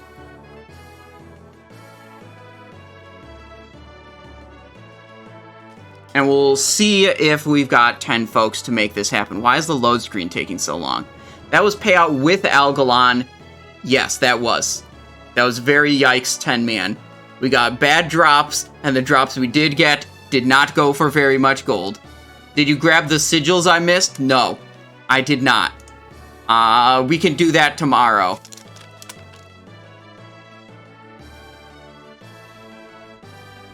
Okay. What's this group looking like? 5 people right now? 1 Death Knight? This guy is a tank? That's almost a group. This guy can heal? Okay. What I'm going to do, I'm going to go make myself some delicious peanut butter and jelly sandwiches. And in the meantime, we're going to watch one of the many very cool videos on the Simonize Show, Simonize Show YouTube channel. Okay? Rogue FAQ. That sounds like a sicko mode video for us to watch, okay? I'm gonna pause the music, because I'm just gonna AFK for a minute. You guys, I know you guys, you need entertainment constantly. But I will be right back. I'm gonna make lunch, and then I'll be back, okay? Players in World of Warcraft Classic. As a streamer, I get asked a lot of questions all the time when I'm streaming. So I think I have a pretty good idea what topics you guys want to hear about. So I've picked out 10 of them for this video that we can go over. As usual, let's get right to it. First up, we have a question. Is Fellstriker worth it in Ulduar? Now, this one has a little bit to unpack. Firstly, When someone asks if something is worth it or not, I can't really answer. Worth it is an evaluation of benefits versus costs, and different people enjoy and prioritize different things in the game. You tell one person an item simulates as a 10 DPS upgrade on their 9000 DPS character, and one might deem that as something that they must have, and another might say, who cares, this doesn't matter. I can't tell you what is worth it for you or not. Only you can decide that. Secondly, we can actually say something useful here that gets more at the underlying question. If I didn't have a Fellstriker already on one of my rogues, I would not bother trying to get it for raiding. It's still super duper good for farming Karazhan if that's your thing, trying to earn some gold there. But I already have Fellstriker on all 3 of my rogues, and in Ulduar I only use it on Assassination rogues, and I only use it in 2 areas. First is on the Freya boss, specifically for the detonating lasher phase, and the second area is the 3 big trash pulls before General Vezax, but only in 25-man mode. In 10-man mode, those packs have fewer enemies, and I don't bother with Fellstriker. And specifically for that General Vezax trash, I'm putting Deadly Poison on the Fellstriker and Instant Poison on my other weapon. Those enemies live long enough to let Deadly Poison tick and actually be good. Generally speaking, there aren't as many trash packs in Ulduar with a large number of enemies that make these Fan of Knives specific weapons like Fellstriker super relevant. And also, the regular weapons that are available now in Phase 2 are stronger than the regular weapons from Phase 1, so you need even more enemies in a pack to make weapon swapping for AoE a good idea. Another common question is asking about the weapon speeds of the daggers used by Assassination rogues. People will ask something like, oh, why is it that you're using double fast daggers? Why are double fast daggers best in slot now? And this question misses the mark just as much as people asking why is fast plus slow best that they were asking in Phase 1. Much more than just the weapon speed goes into determining what the best weapons are. Weapon damage, weapon speed, and secondary stats all factor into decisions of which weapons you should be using. A good general rule to follow when choosing your weapons for Assassination rogues is this. For the first dagger, you want one fast dagger, either 1.4 or 1.3 speed, and you'll put Deadly Poison on it and you'll put it in the main hand. You pick the highest DPS fast dagger that you have available to you. For the second dagger, it can be fast. Oh, okay. It doesn't really matter that much. Just pick Okay, the I'm back, highest you guys. DPS second dagger you have, put Instant Poison on it, put it How's in our your group offhand. looking? For the second dagger, if you can choose between a fast dagger 7 and a slow people? dagger, and they both have Okay. the same weapon DPS, Well, I'm gonna eat some of this then delicious the peanut fast butter and one will jelly be sandwich. A little bit better.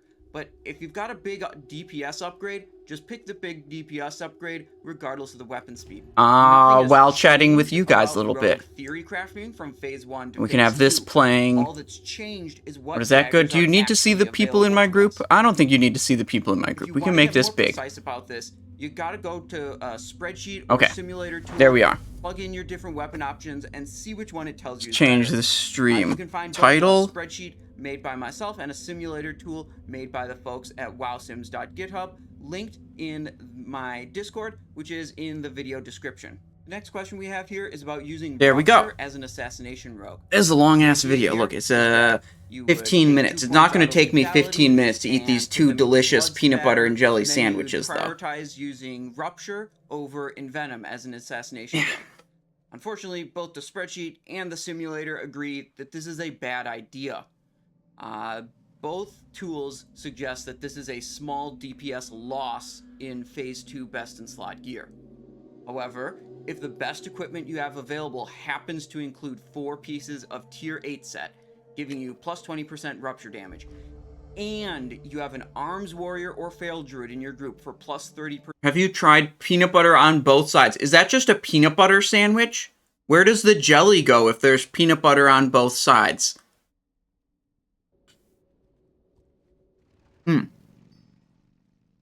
Percent bleed damage, and you make the talent swap of putting 2 into blood spatter instead of lethality.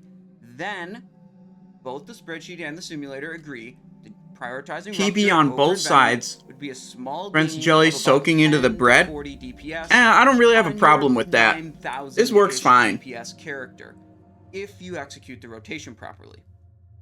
Now, with the numbers out of the way, I could say, just plainly, I think using Rupture as an Assassination Rogue is a bad idea.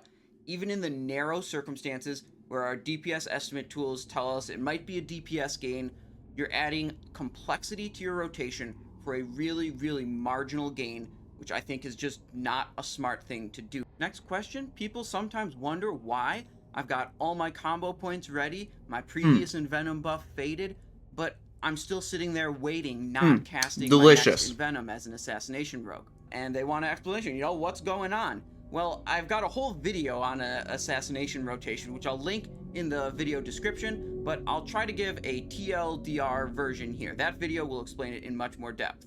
So, after casting an Envenom, you want to get back to 4 or 5 combo points to cast the next Envenom. Sometimes it's going to require 2 Mutilates, other times it's going to require 1 Mutilate. Ideally, you would like to be able to cast those Mutilates while under the effect of your Envenom buff, so they get increased chance to apply poisons. To be sure you can cast 2 Mutilates if you need to before the Envenom buff falls off, you can just sit and accumulate some energy before casting Envenom. What about fried peanut butter and jelly? That's insane. I've never thought about that. I don't know about that. That seems like a little sus, if you ask me. Done correctly, this makes a higher percentage of the Mutilates you cast happen during an Envenom buff, compared to just casting the next Envenom as soon as the previous one falls off. Anyways, check out the rotation video in the description for a more thorough explanation of your ability usage as an Assassination Rogue. The next question we have is, when should you use Vanish? For both combat and Assassination, the best use of Vanish is always going to be to negate some kind of boss ability that affects your uptime on the target. With careful timing, this can be done on Razorscale to not get knocked away by Wing Buffet, or on Oriaya to not be feared by Terrifying Screech. You can see both of these in the boss tips and tricks video that I've linked in this video's description. You could technically use this to not have to run out for Shock Blast on Mimiron, or to avoid having to go into a black hole on Algalon, but the risk reward on those is pretty bad. If you mess those up, you're dead. On bosses where there are no important mechanics to negate with Vanish, it will just be a threat dump for combat rogues. If it's needed, you may not even use it.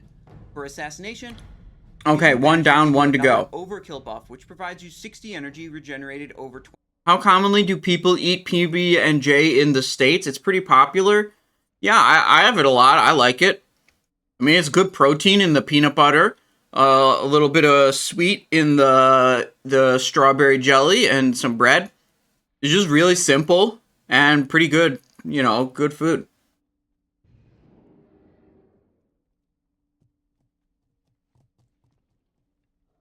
Seconds. You definitely want to use this every fight to get that extra energy.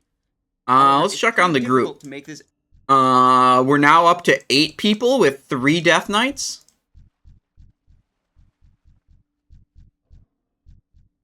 Man, I really want to play the Death Knight, and I really don't want to play the Warlock.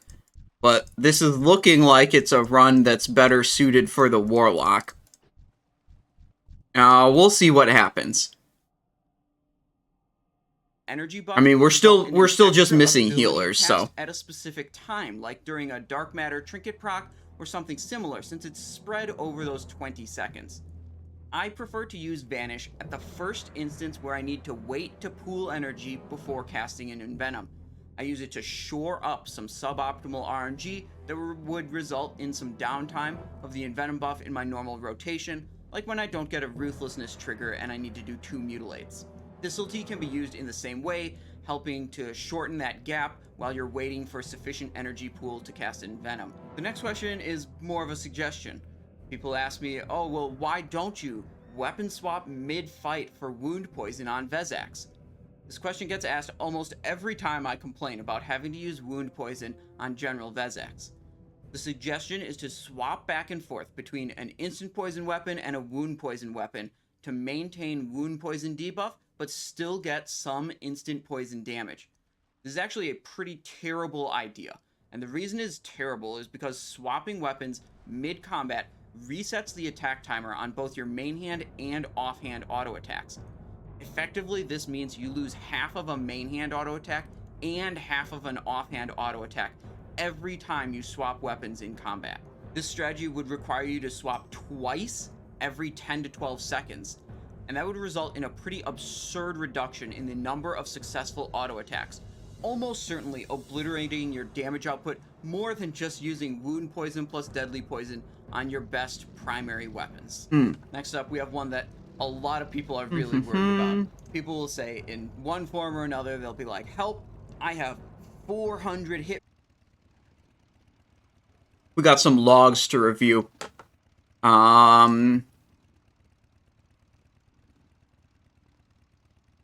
Look at that, baby. Added 4.8 DPS to my Ignis. Okay, that's sicko mode. Decapitator Gaming. Ignis, okay, let's see. Top the meter by a mile. Razorscale. Huge. XT Deconstructor. Oh, we got fucked. Well, we dealt more damage to Deconstructor. Less damage to hard. Okay, we got beat by Bitki here. We definitely fucked up the one G-bomb. We got 2 G-bombs, actually. Let's see if we have an excuse. Did Bitki get less? Yeah, Bitki got no G-bombs or bombs of any kind. Okay, so we have an excuse for losing on that one. Iron Council, damage done. Tank griefed us. That's our excuse. Algalon.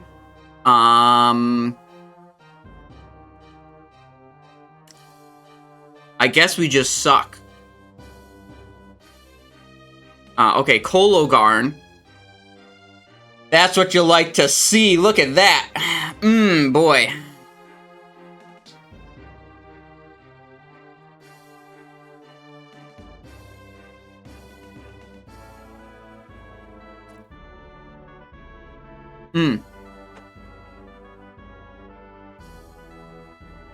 Oriaya also crushing it. Hodir, second highest damage dealer. I heard that was a caster fight, but apparently not.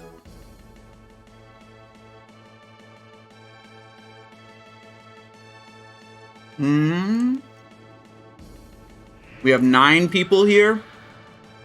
No, I think it's 8. This is the same person, I think.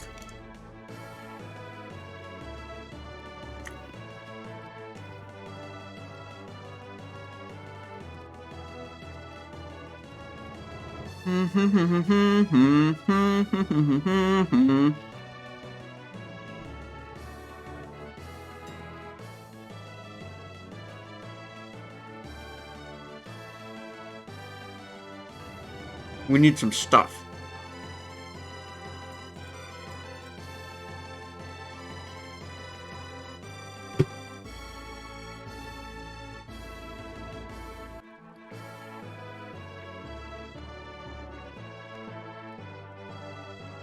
Okay, I think we have enough healing to make this happen. That we actually have a viable run here.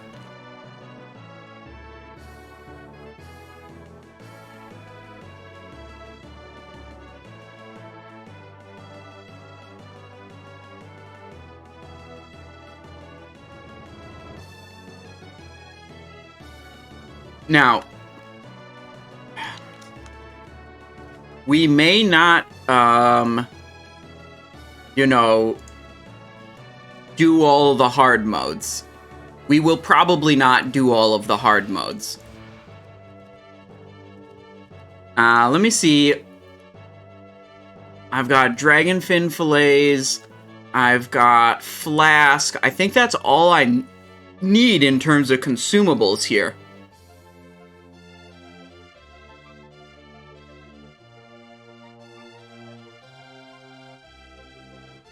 We've got our King's drums and our wild drums, which we don't need the wild drums. Do we need the King's drum? 25 charges on it? Maybe we do, depending on how that looks, how the group finalizes. These are our 4 pieces of, tanking gear, which is not really a viable setup.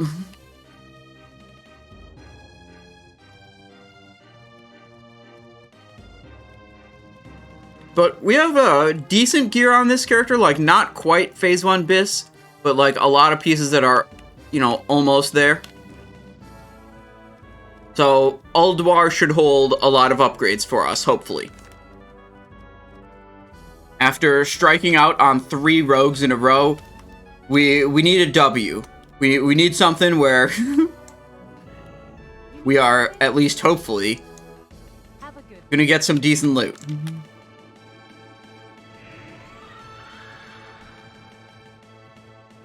JP-san, how's it going? We're aiming for a second Ulduar here today. Back-to-back 10-mans. We did one on Rogue first. Now we're gonna be on either Death Knight or potentially Warlock. If it's called for by the group, we'll do it, but our preference is to play Death Knight.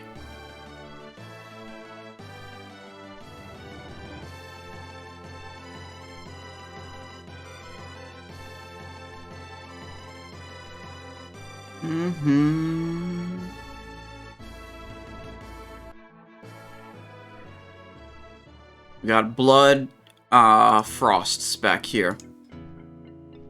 Subversion, that's 9% Obliterate crit chance, that's pretty good. Reduces threat generated while in Blood or Unholy oh, okay. Okay, Butchery gives us runic power. No, it doesn't really do anything. Bladed Armor gives us a bunch of attack power. Conviction gives us 5% crit. Spell and physical crit. And then Frost is where we get all the juicy talents. And one of the big ones is Threat of Thessarion. All of our weapon strike abilities, our Death Strike, Obliterate, Plague Strike, Rune Strike, Blood Strike, Frost Strike, they all hit with both of our weapons. It basically turns all of our abilities from Backstab into Mutilate, okay? Hitting with both weapons instead of just the main hand.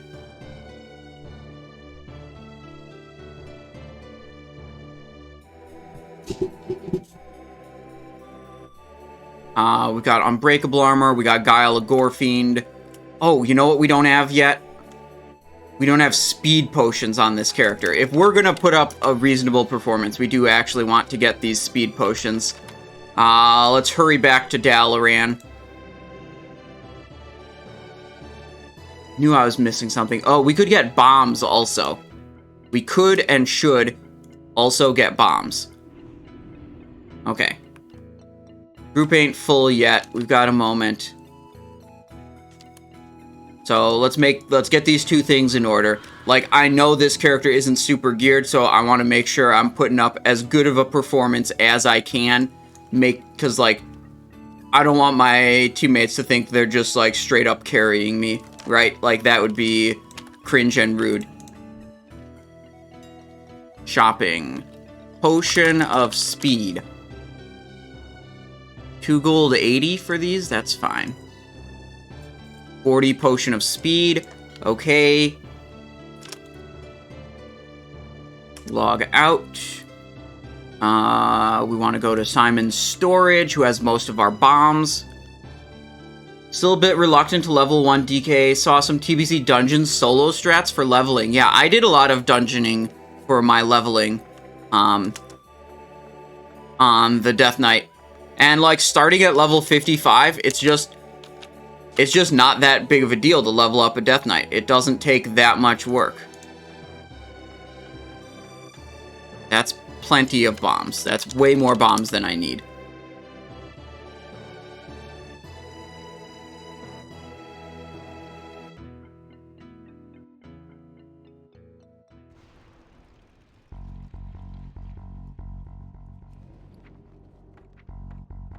Wait, stop. We don't need that many bombs. Okay, we have that many bombs. Kekbot Kek coming in with a Prime sub. Welcome to the stream. Thank you for the Prime. I appreciate that. Happy to see some DK gameplay as I might level one, says CFX. Yeah, this is the character that, my non-rogue alt that I enjoy the most. I definitely do like playing my Frost DK.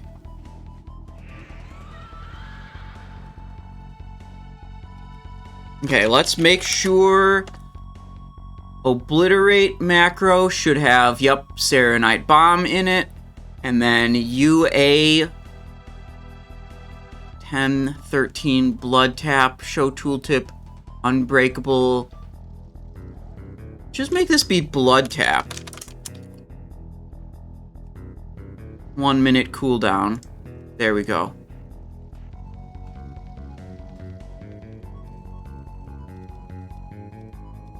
Actually, do we want it to be the Potion of Speed one, or should we manually do... I think we should manually do the Potion of Speed.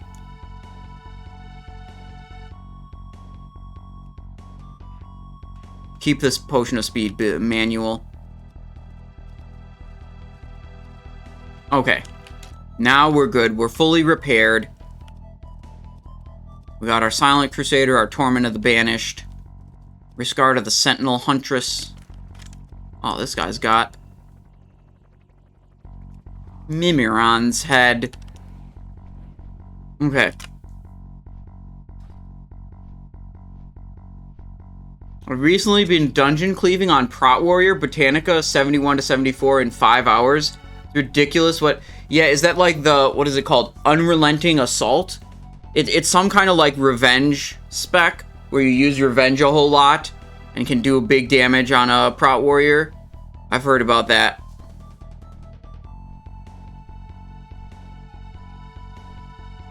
Guild full clears all hard modes and Algalon. I don't know how to help him. I don't know how to help him either. You've not given me enough information to be able to help someone. I mean, we could start with the fundamentals. Move better so you have more uptime. Like, you gotta just always be attacking, and you gotta be moving up with the tank so you attack as soon as it's safe to do so. When, like, a tank is on a mob and you're still moving there and you take 2 extra seconds to get there, you just lost, like, 15 to 20,000 damage. Okay? Movement is by far the most important thing that I feel like the vast majority of players do not do well. And it's so important to do well. Second, look at if he's dropping Slice and Dice at all. That's the second most important, like, fundamental thing about a rogue. You gotta have Slice and Dice up. And it's actually just shit. If you can't, like, if you're dropping Slice and Dice for a second or two every refresh.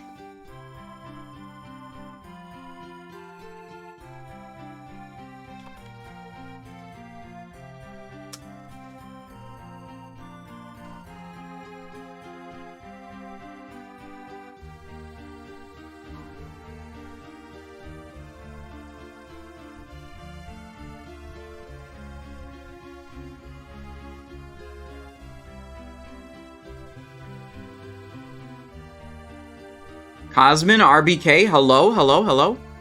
What is up?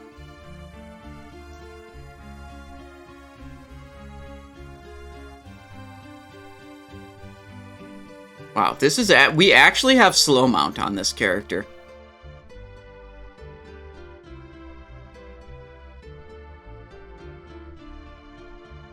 Pay him subscription to Simon's channel. He'll be 90 plus in no time. Well, most of the rogue advice is actually totally free. None of the content is, like, paywalled behind being a subscriber. It's the only real paywall, the only real difficulty to access the rogue advice that exists on my Discord is being literate or not, which a lot of classic WoW players do struggle with. You might, like, see them typing in chat and assume that they're literate, but actually they're not. It's advanced trickery that they're able to communicate via in-game chat while actually being illiterate and unable to read.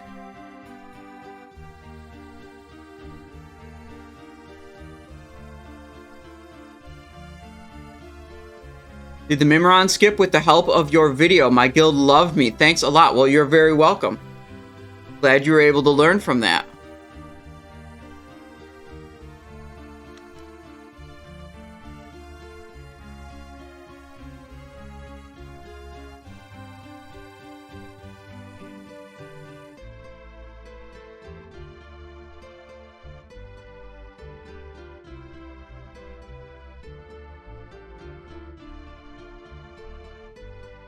The Mim skip removes the fun of people dying on trash, though. Yeah, but you get to ride the choo-choo train solo. That's kind of cool. No one else gets to ride the choo-choo train except for you.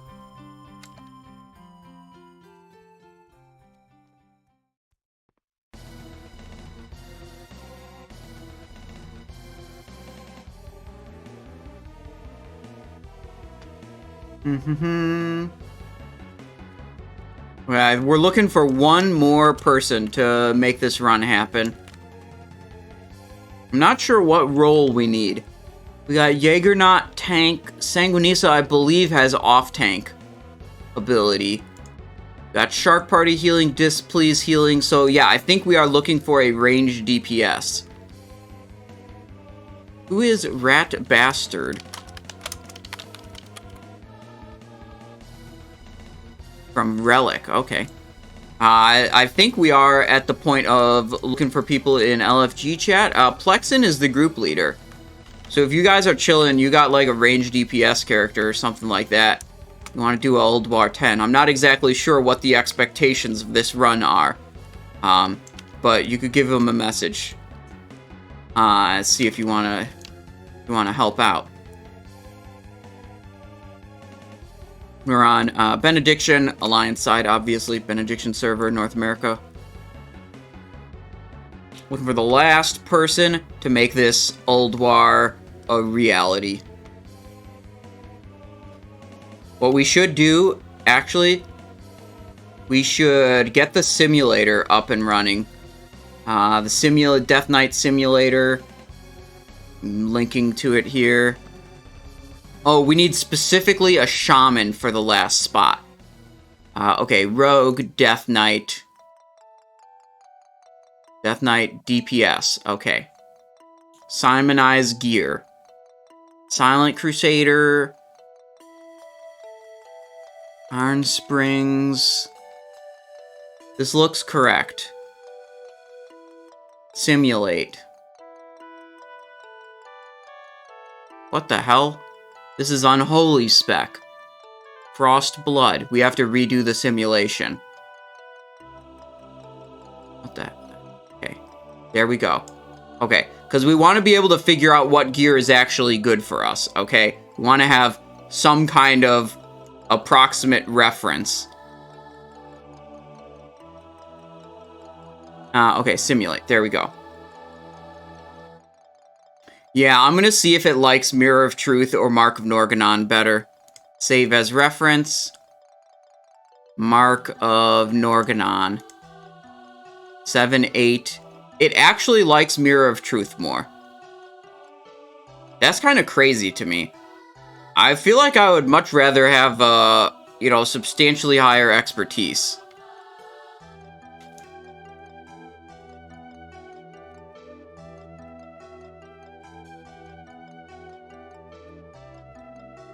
But it says, what if I put Lotheb Shadow? Lotheb. Here, we'll just search with the text. Lotheb Shadow. Let's see. Mark of Norgannon is minus 64. Lotheb Shadow.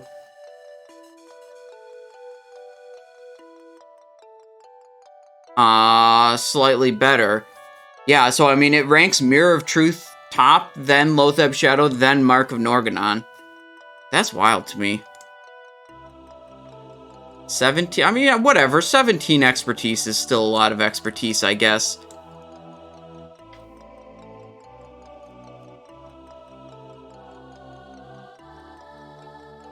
More for Unholy? Yeah, well, I don't want to play the stupid Gargoyle spec. The Gargoyle spec is lame.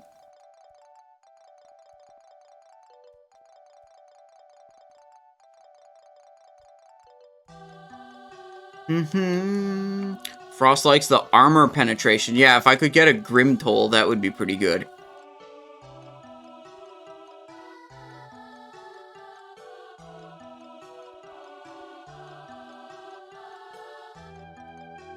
Still trying to find a shaman. That is actually a pretty important piece of the raid composition. Did a Neo GDKP where 4 Grim Trolls dropped? Holy shit.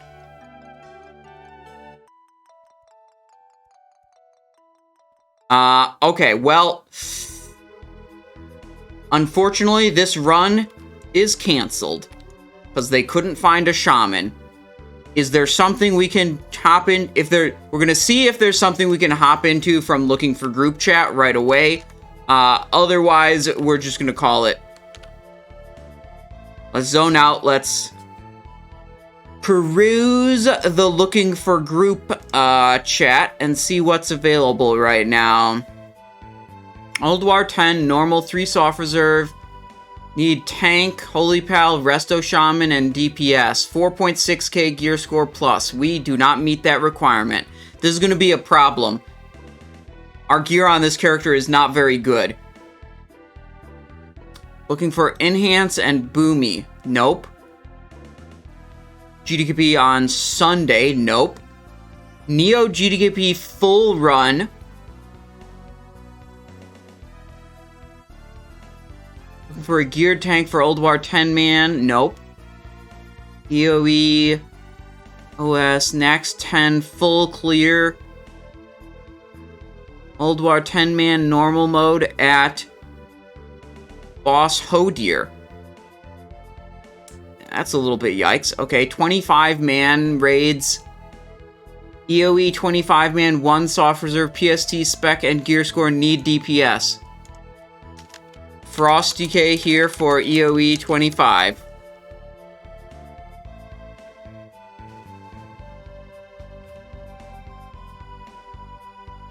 We can get the boots, the Melancholy Sabatons.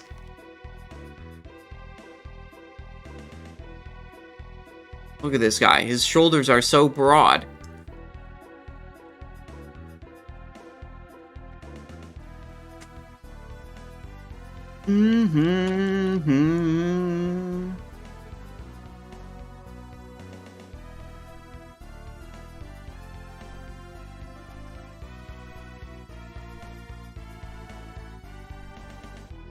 Did it, oh wait, yeah, I already read that. You know what? This is the trouble with streaming raids. It's like, sometimes shit just isn't popping off and groups don't happen. If you don't schedule them ahead of time, it's very difficult to stream random raids, you know what I mean? Like, we almost had that 10-man group together, but it did not happen. And I feel bad because I had y'all here waiting.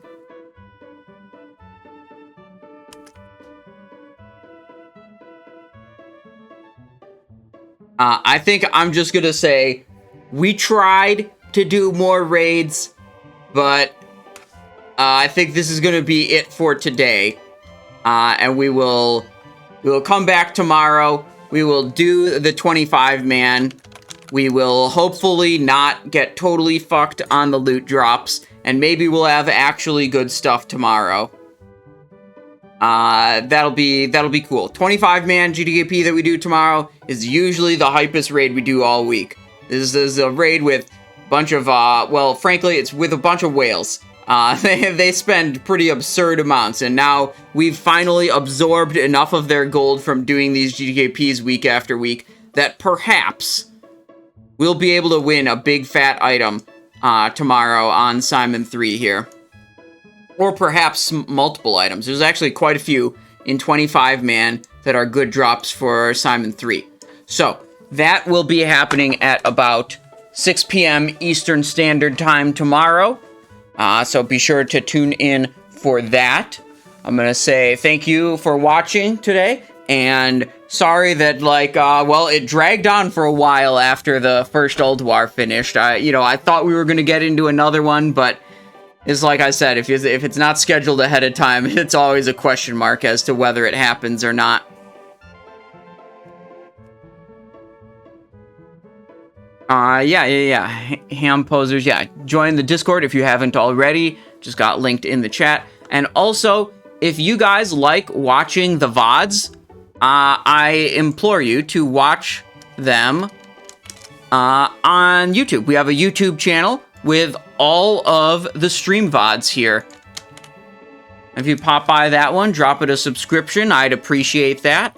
YouTube doesn't let me monetize it until it gets 1,000 subscribers, so that's really the issue right now. But all kinds of raids. Plenty of Ulduar raids, and we have a couple of, like, old VODs that get uploaded, like, here's Double Glaive, Double Lust, Black Temple. Pretty cool, a little bit of a throwback from the old archive. Well, that's going to be that. We'll be back tomorrow, and I'll look forward to the Monday YouTube video on the main channel. That one's going to be pretty cool. This week we've got the 10 most impractical ways to increase your character's damage output. You saw me messing around with the Decapitator and Crystal of Ferocity on stream today. Yeah, those are on the list, and many more. So that one I think is a pretty fun one that people will like. That'll be on the YouTube channel on Monday. So, have a good one. I'll see you guys later. I'll see you guys tomorrow. Adios.